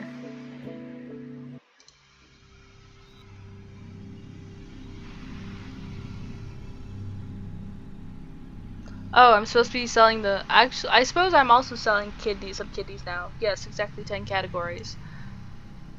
A catalog? Do you seriously have a catalog? He leans forward, generally intrigued, peering into the catalog. Gremlin kidneys? Is that a delicacy? Why does it say both delicacy and fuel and human venom? Because it's a universal product? Want some? I do. Looks like I found my best customer for today. Now I have a vampire here. Right. Okay.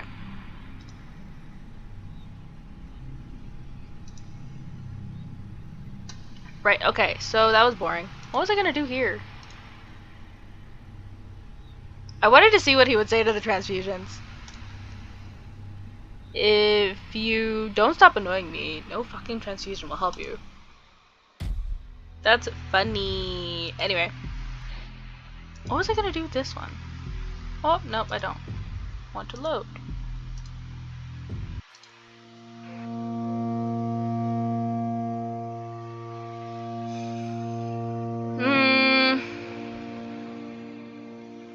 If you're not here to eat me, are you here to steal me away to your circus? Want me to walk a tightrope and juggle? Oh, hearts, of course. I'm afraid, my dear, that circus performers need fearlessness, which you clearly lack. Although, of course, it would be tempting to see you, my lady, in sequins and peacock feathers as a member of the clown union. The workers in this establishment could certainly use the help of the clown union. He's not wrong about that. My gods. Another crazy person with a strange way of speaking. Okay, anyways. That was all. This video is nearly 2 hours long. Actually, I lie. You know what? We're gonna try being completely neutral. I want to see what happens. Actually, no, I lied. No. I don't want to do that. We are gonna start from here.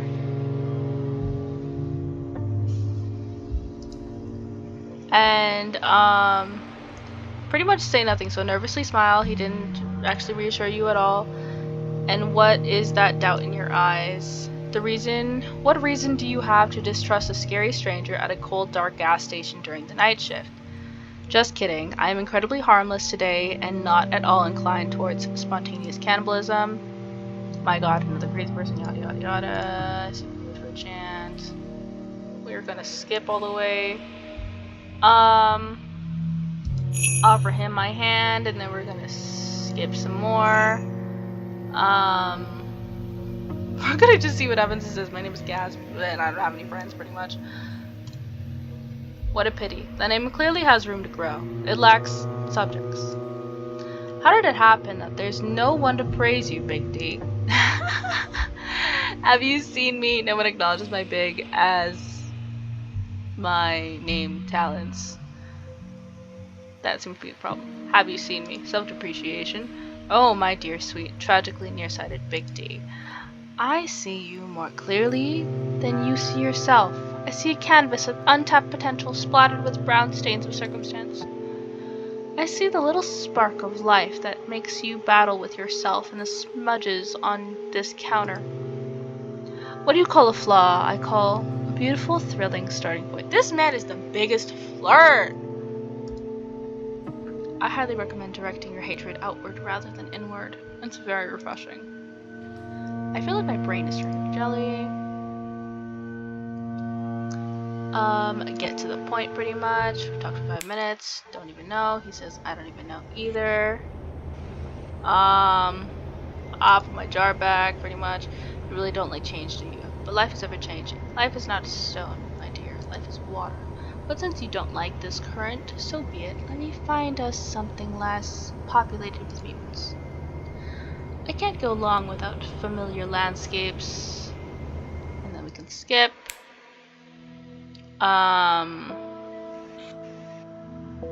Still not my store. Bob will kill me.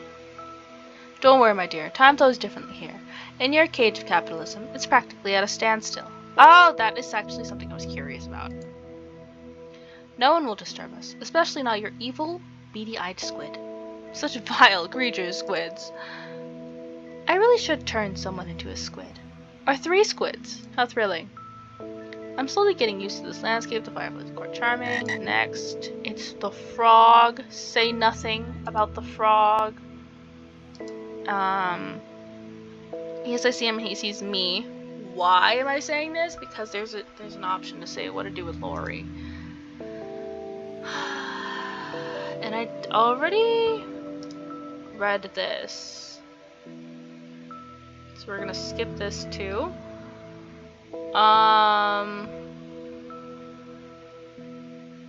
Okay, can you remove him gently? He suffered enough. What a soft heart you have. My father used to say, a soft heart means soft brains, but I find all things soft quite charming. Let Lori land on something soft, and it won't even be a big soft steak. So dinner, you must be starving. Yes, thank you. You are very kind. Basically, really basic, really bland. I'm merely hospitable. I'm delighted to share a meal with a dear guest who clearly appreciates good food. But I suppose cheap Chinese noodles would make you appreciate anything. Please eat your fill. And don't hesitate to stash what you don't eat in your pockets. It'll give you an exquisite aroma and provide a few interesting mysterious stains. Poke at the food with my fork. Next, don't say anything. Next, we'll choose vomit.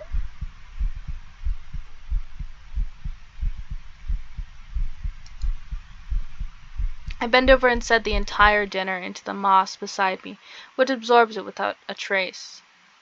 I look up at this monster with teary eyes and see a satisfied grin. Ha! My dear, your expression is priceless. You're so trusting. I apologize. I couldn't resist such a dreadful joke. It's just venison. As far as I can tell by taste, not very intelligent. It's definitely not Timmy, our carpenter, who unexpectedly disappeared near our... Right, we already read this. Next. Listen silently. Skip. Stay silent. Skip. Grotto of Despair sounds about right. Skip. Nod meaningfully, wait for him to continue. Skip. I guess we'll just do a happy ending, right? Skip. Hats don't provoke any feeling. Skip. I refuse to decide her fate. How incredibly disappointing.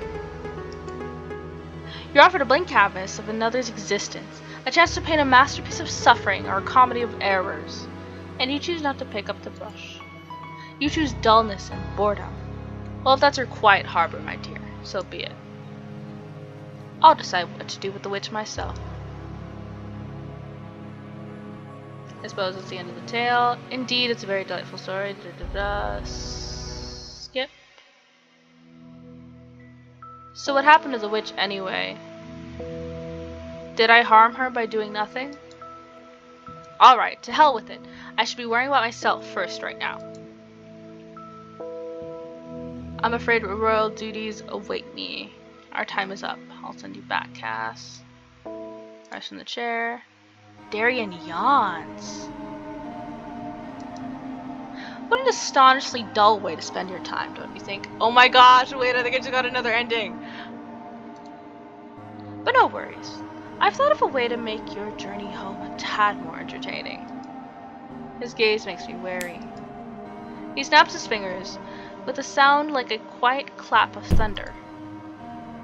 The world flips, a wave of dizziness takes over me, and I fall forward, hitting the ground with a dull thud. What did you turn me into? Everything around me suddenly seems unimaginably large. My hands are gone, replaced by, well, I don't want to look. I feel a ridiculous pointy hat on my head and a long white beard that definitely wasn't there a moment ago. You turned me into the gnome! Much better. I thought that little fellow from your reality could use some company. I was too boring for him, and he turned me into a damn cardio. Worry not, my little gnome. I'll send you back to your gas station. Your boss will hardly notice the swap. He might even appreciate your newfound diligence. After all, there's less chance of you annoying the next customer. Ha ha ha! My mind screams, but not a sound escapes my gnome lips. This is going to be a very, very long shift. That is so funny. Wait, do you think I can get another one? So I have no idea when that cut me off. I just like ran out of space. But I didn't mean for this video to be this long. But now I've kind of, because that was what, 6 and 7. I kind of want to see if I can just get 8 and 9.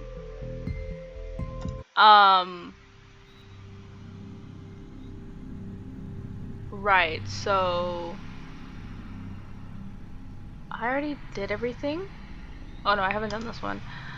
Are you fucking kidding me? I'll turn you into a pack of juice if you don't hurry up. This is where he just says, you know, give me the blood. Think that means anything. I'm not gonna go through all of this. I'm just gonna go get the blood. But I'm going to give him The only one I haven't seen. We're gonna do the blood of the homeless. The one that I saw did Kevin and I did Michael last time, so we're just gonna do this homeless guy. The jar is sealed, but my eyes water at the smell of alcohol. Just what a cool guy in a leather jacket needs. May the Lord help him not go blind when he drinks it. Right.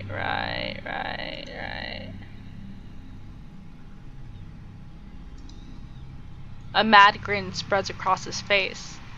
I start to worry for a moment that he'll smash the jar against his head or mine, but thankfully he just whistles and slams it against the table. Oh, hearts!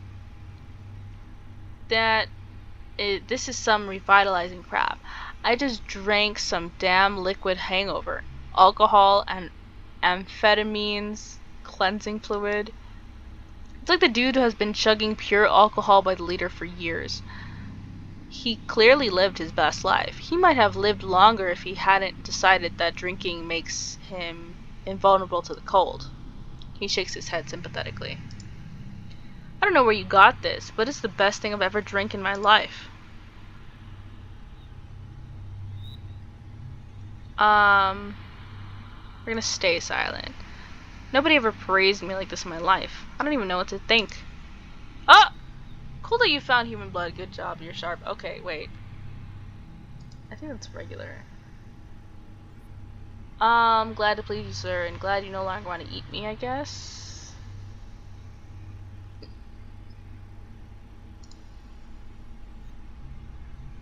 Aha. With that approach to business, you'll go far, babe. I'm going to wash. Jeez. Okay, what happened if I said feel free to ask? Okay, well that didn't give me any hearts. Okay, I'm trying to get the least amount of hearts. Go wash the straight face, don't get bored. Next. Crystal, like the champagne. Like a stripper, cool. Says your badge says Cass. Damn it, I keep forgetting about it. Come on, it's not a bad name, I've heard worse. Write something better there if you don't like it. I decide to ponder a more original name in my spare time. Now I have a vampire here. He's regenerating. Main thing is to not accidentally blurt out something wrong. I need to be friendly. Say nothing silently up the counter, I guess. I don't want to help you.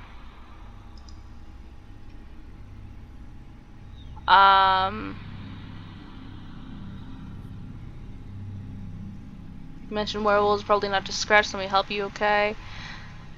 I give him the chance to save face, but now we're treating him not because he's a wimp, but because he survived an epic battle, a direct blow to his ego. The guy immediately starts puffing up with pride, his eyes light up. Dang, gave me hearts. Aha, I hope I didn't catch rabies. I decide to remain silent about how he's already pretty rabid. 4 against 1 in a narrow alley. You know, there's a myth about werewolves being damn noble, unlike us bloodsuckers. Well, that's a load of crap. One of them was hiding in a trash can, ready to jump out at me. My heart would have definitely stopped dead if it was still beating. It would have just ripped apart from a freaking heart attack. I'm afraid I'll never be able to take out the trash again without fearing for my life.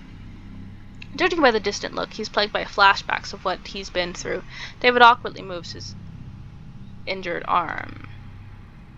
Alright, hand over first aid kit. I'm sure this won't be the last pack I'll have to take down. There are way too many stray dogs around these days. Skip. Clearly not a zombie. Skip.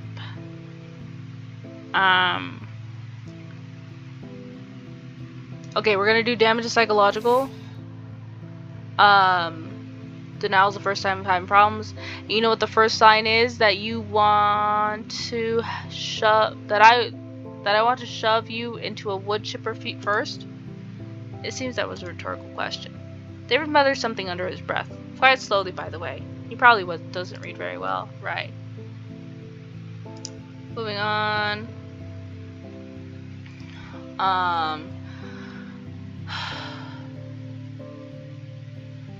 If you touch me, my boss will rip you apart, pretty much. Really? I tried to pull my hand away when he's dealing with a creature with such strength. I brace myself, but his grip doesn't budge an inch. He is clearly amused by my struggle. To be honest, I'm not sure if Bob will back me up. Shouldn't he? Don't squirm. I don't like hurting other people, but I can. Just do your job well, and everything will be fine, okay? Right, skip. I guess be more careful. No, be more careful gives me points. I'm gonna be more mean, I guess. Skip.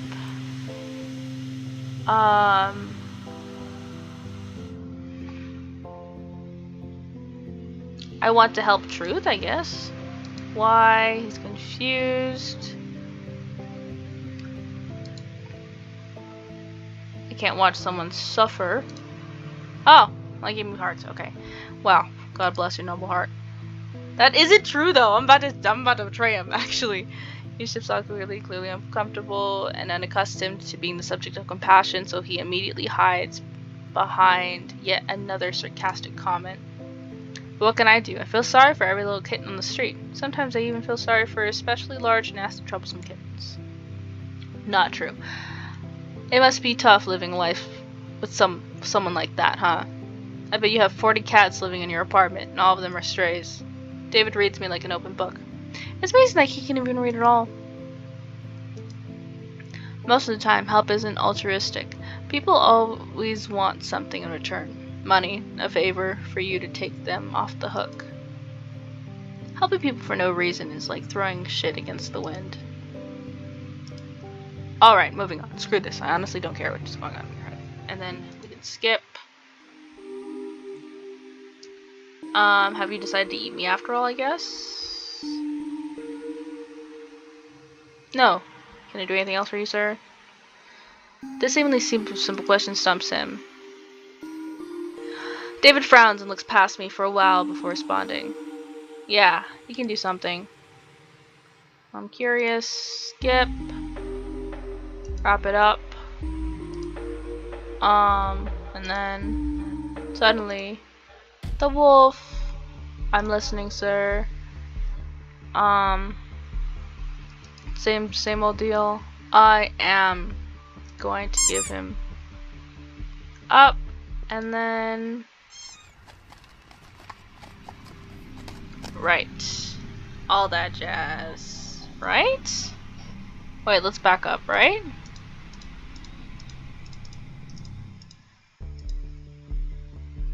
Yeah. No, that's right. Notes from my parents were not pirates.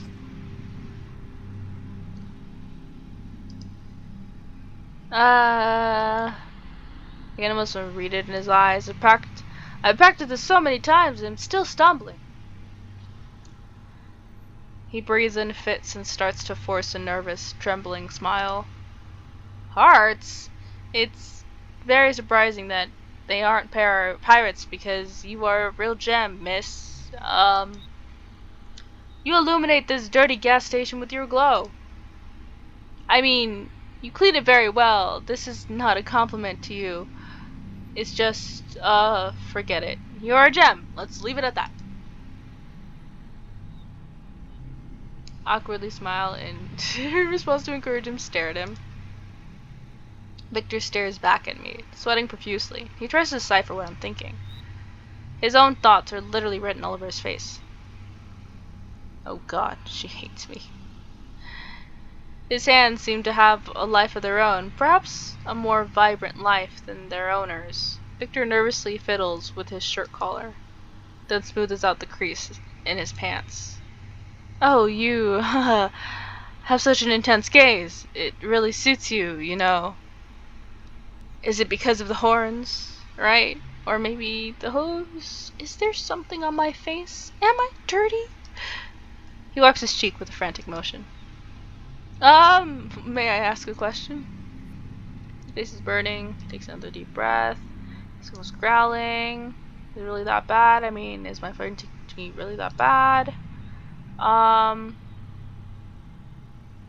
not gonna be nice to him. But if I'm mean to him, he doesn't leave me a tip either. But what ending am I trying to get?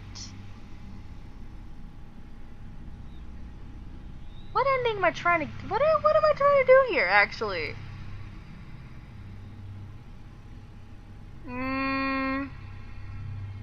I think I messed up. I was trying to be indifferent, but I don't think it matters. Let's actually back up all the way. Let's back up all the way. Right.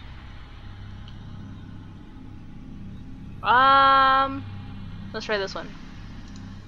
I prepared by chance. I took the awkward attempt at flirting and made it my own. Now I'm the captain of this ship, since I'm a true descendant of pirates. Let's try being really, really nice to him. Like, really, really flirty with him, really nice with him, and see if that gives me a different ending. Oh, wait, I wasn't ready. I readjusted myself. Wait, I wasn't ready. Oh yeah, no, that was right. Victor nervously taps his hoof on the floor. No? Here are my not pirates. Then where did they get such a sweet peach? Bunny. His face instantly lights up, so much so that even his ears are smoking, it seems. Thank you. He shuffles his foot. Miss, actually, I wanted to give you a compliment. I mean to flirt. Victor makes vague gestures with his hands, as if trying to describe a complex mechanism that just exploded. It was all supposed to go completely differently. You were supposed to blush and giggle, and you broke it all. So he believes this was really supposed to work on real-life people? His face is burning. Victor takes another step. Another deep, frantic breath. Okay, we're gonna skip. Was it really that bad? Awkwardness is a great style. I liked it. This might be the best compliment he's ever heard in his life. Probably the only one. Low-key, I am so mean to him. Hearts. You liked it? His voice mixes surprise, disbelief, and a shy glimmer of joy. I'm glad you like awkwardness, because I have plenty of it, you probably noticed. Right off the bat. Is it really written on my face? Actually, I initially chose this tactic to charm you, miss. Of course, everything went according to plan. He coughs shyly, and mumbles something to himself. Then he shifts his gaze back to me. Actually, miss, I'm here to acquire... He doesn't get to finish. Hand the lady her order. Skip ahead.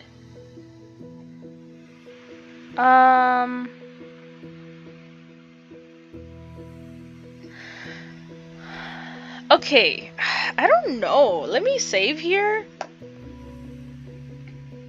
I really just keep going forever, don't I? This is the good thing about videos like this is that you can just come back to them. Like you don't have to watch this all in one sitting.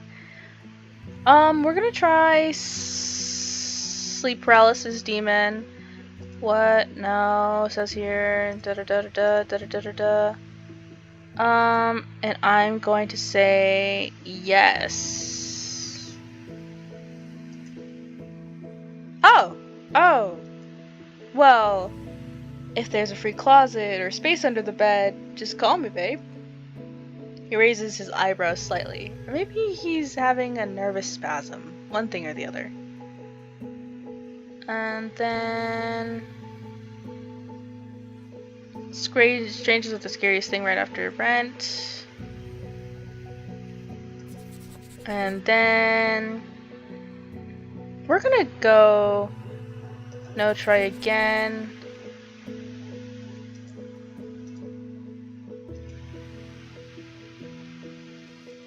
We're gonna check the box yes, just to see what happens. Victor's mind is now a blue screen of death.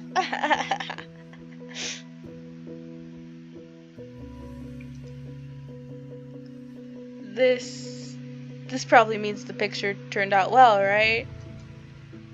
With a trembling hand, he takes the drawing for himself. If my client gets a heart attack, Bob will probably kill me. And then he continues flipping through the book. I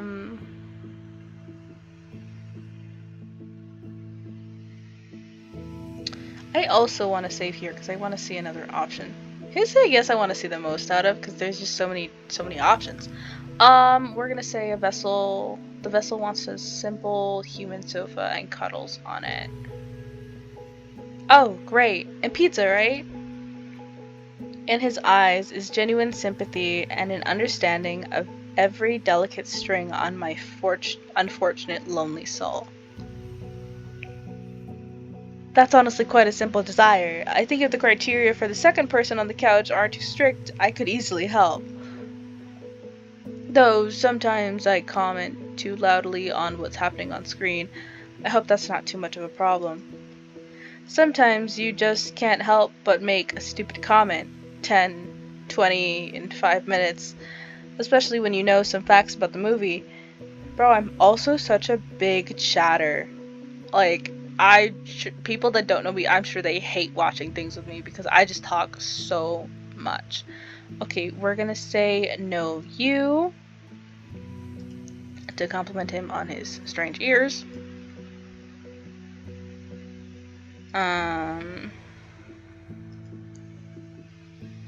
Write that I'm multifaceted and unpredictable even though it's stressful. Smile that wasn't bad. He smiles gently in response.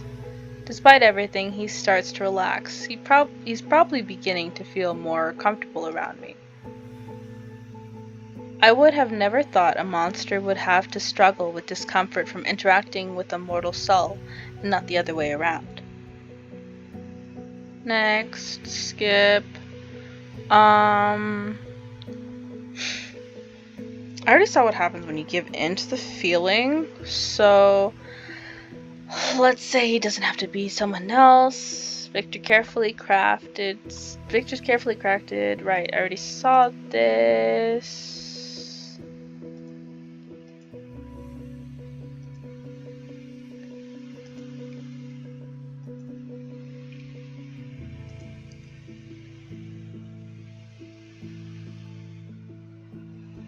Though, I don't really need that, do I? I just need juicy, sweet emotions. Well, who am I kidding? I'm the most of this. More than just that. Let's set aside. Some grumbles. Let's wrap things up. Ask why he doesn't know anything. Okay, we're gonna save here too. Bro, just in case. Okay, what if I don't promise anything? You know, that doesn't sound very reassuring. But I want to tell you so badly, though. I'll go ahead and do it anyway. And you accidentally sold me. Burst out laughing. Yeah, I know it's stupid. Now I have an eternity to replay those fateful seconds over and over. Fuck, what an idiot I was. I dropped out of college back then because of this constant stress, moving to da-da-da. Get on to how he accidentally, on purpose, sold his soul.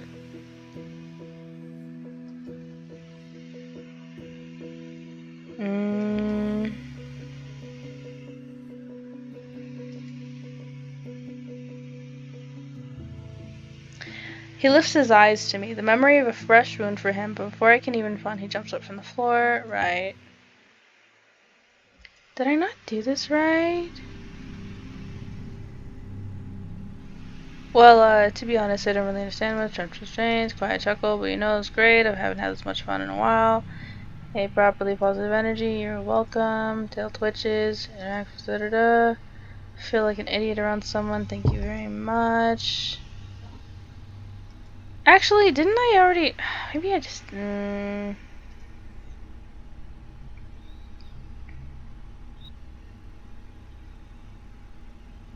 Okay, buddy, I'll think about it. Ah, cool. Well, good luck with the rest of your shift.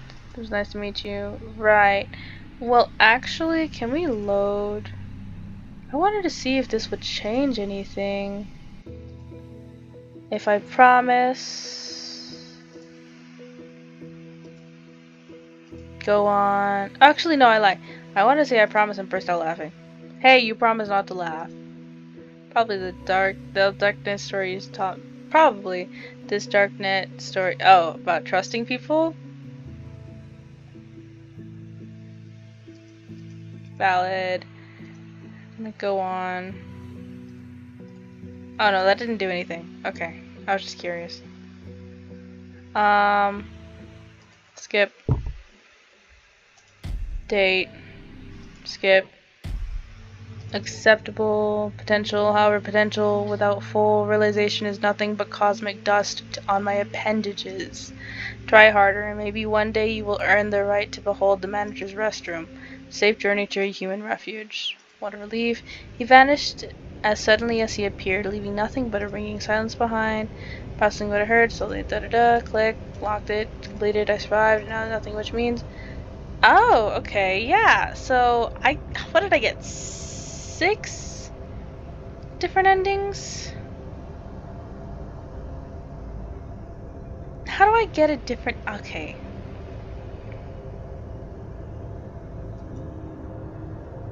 So this doesn't do anything. I guess because I already hadn't fallen in love. Well, I would have made him fall in love with me in the first place. And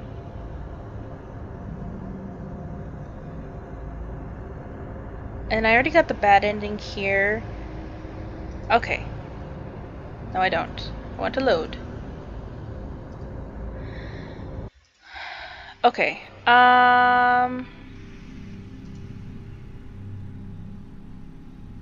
Skip. Nonsense. Skip. So I'm not actually going to look through any of this. I am just going to waste time.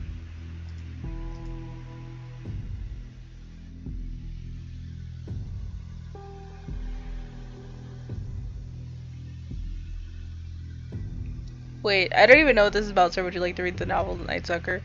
Am I stuttering? When did I ask you for the damn book? Blood. I need blood. 𝖈𝖔𝖚 seems to reach new heights, but he gains the strength to shout. Perhaps hatred is the best medicine. I hear knocking. It's the rhythm tapping of irritation. Right now, I'm at the very beginning of this crazy place.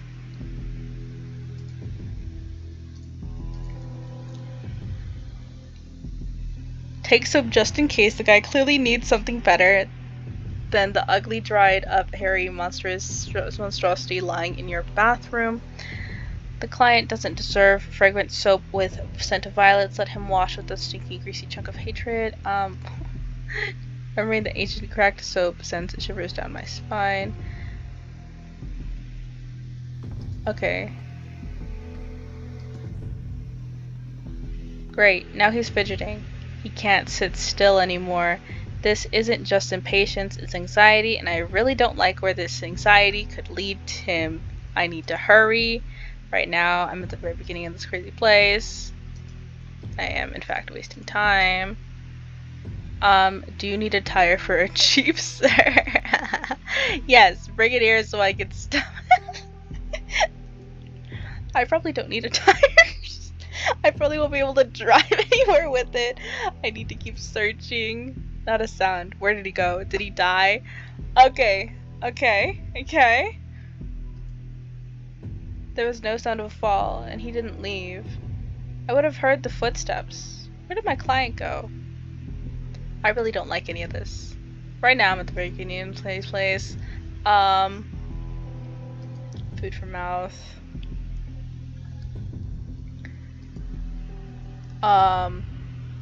Dense energy blocks for chewing. Silence for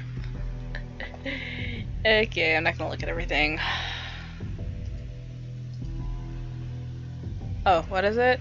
I quickly scan the shelves. There's no blood here unless you count the dried stain on the nutritional bricks package. I need to go back. The silence becomes oppressive. I still don't hear my client, but I have a feeling like something is watching me from the darkness. Anxiety sends chills down my spine like rats with icy claws. In front of me are sections with food for mouth.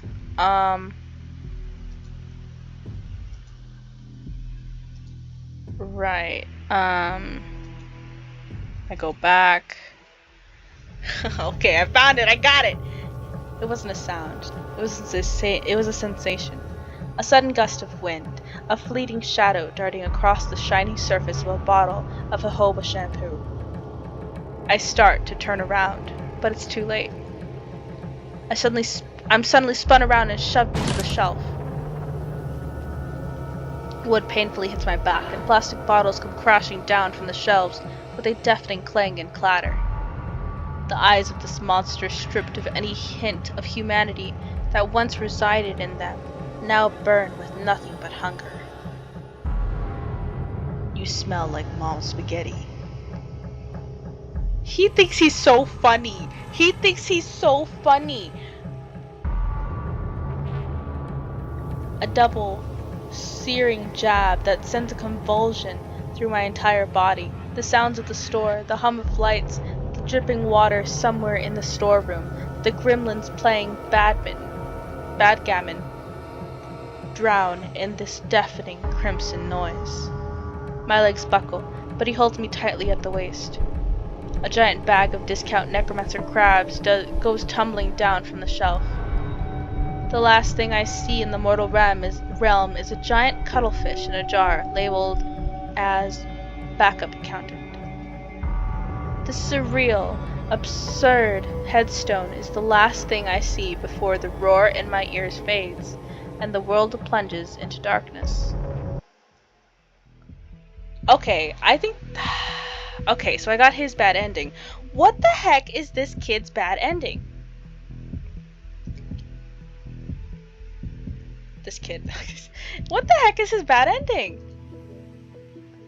I was mean to him the entire time. And nothing happened.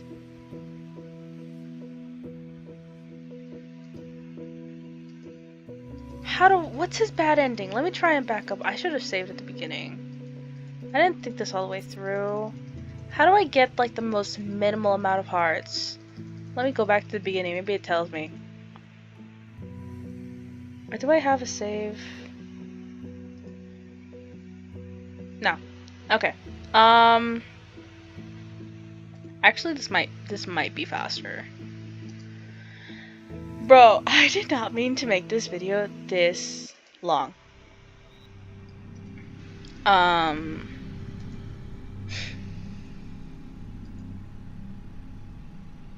Honestly, I did not.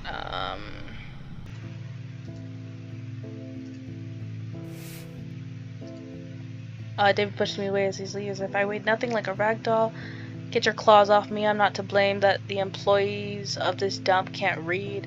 I'll show you something that no team of psychologists will be able to help with. He mutters something under his breath. He can't read. Right. Allow me to do my job, sir. I will be extremely careful.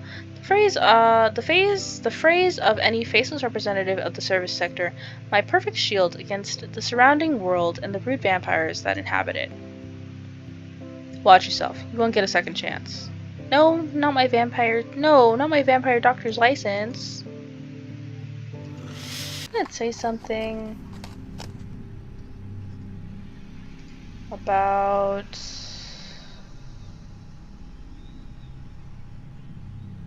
Okay, we're gonna be the meanest I can possibly think to be to him.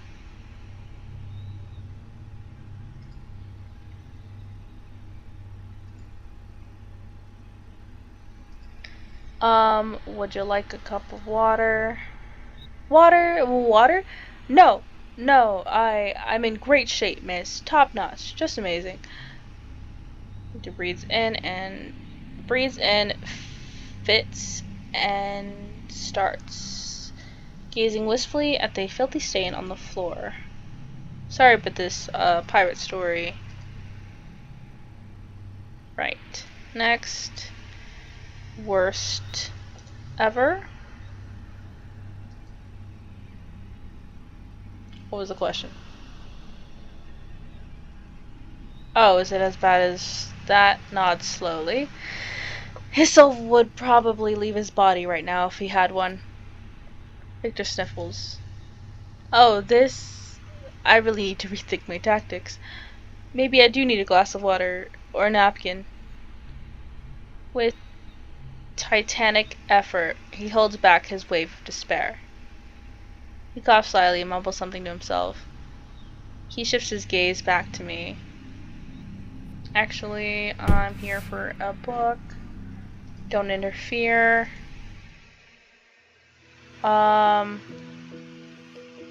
You look like a sleep paralysis demon. And we're gonna say no. Yeah, I don't like them either.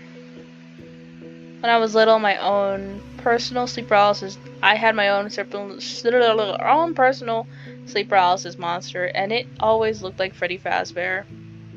So I'll just keep being myself. I mean, not a sleep paralysis monster. How about the urge to start making Freddy Fazbear sound? I'm not about to do that.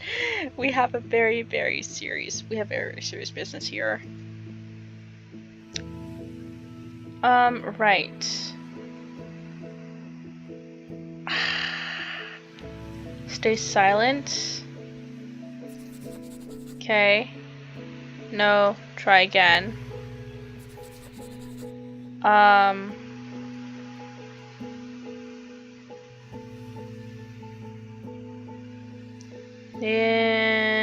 Yes, that's definitely better.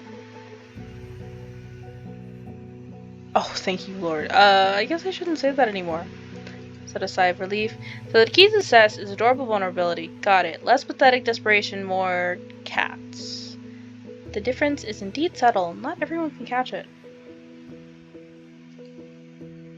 The vessel wants money. Let's try that. Victor, who was expecting some incredible revelation, blinks in surprise. Oh, right. Of course. That makes sense. Why did I get hearts for that? And with this, we can work with it. It says here that incubi naturally attract values, including material ones, and they always have something to offer mortals. Well, to anchor the sensual aspect with the material, honestly, my finances have been okay lately. I'm curious, where exactly did he sell his soul? I felt like I've been selling mine to employers my whole life, but somehow it's always for $3 an hour. $3!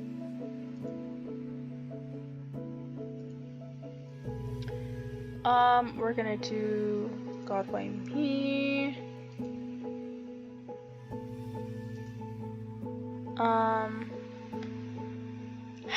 I just kind of want to see what happens here. Like a tiger stealthily prowling through a gas station, Victor blinks in surprise. Yes. Thank you, Master Shifu. In his eyes, I can see genuine concern for my mental well-being. He takes a deep breath, gathering his courage for another compliment. Next. Shake my head, he needs to try harder. Next. Let's leave it at that. Next. Ask nothing. Bro, how do I get the bad ending? Oh my gosh.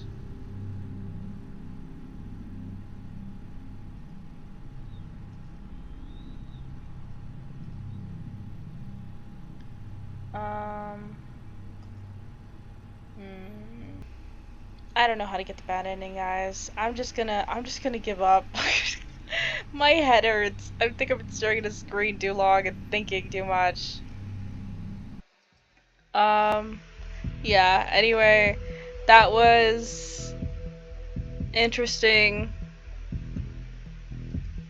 Bro, I don't know. Let me close this tab, actually. You can't even see it, but I was about to look at something and tell you what next game I'm gonna play, but I don't know yet.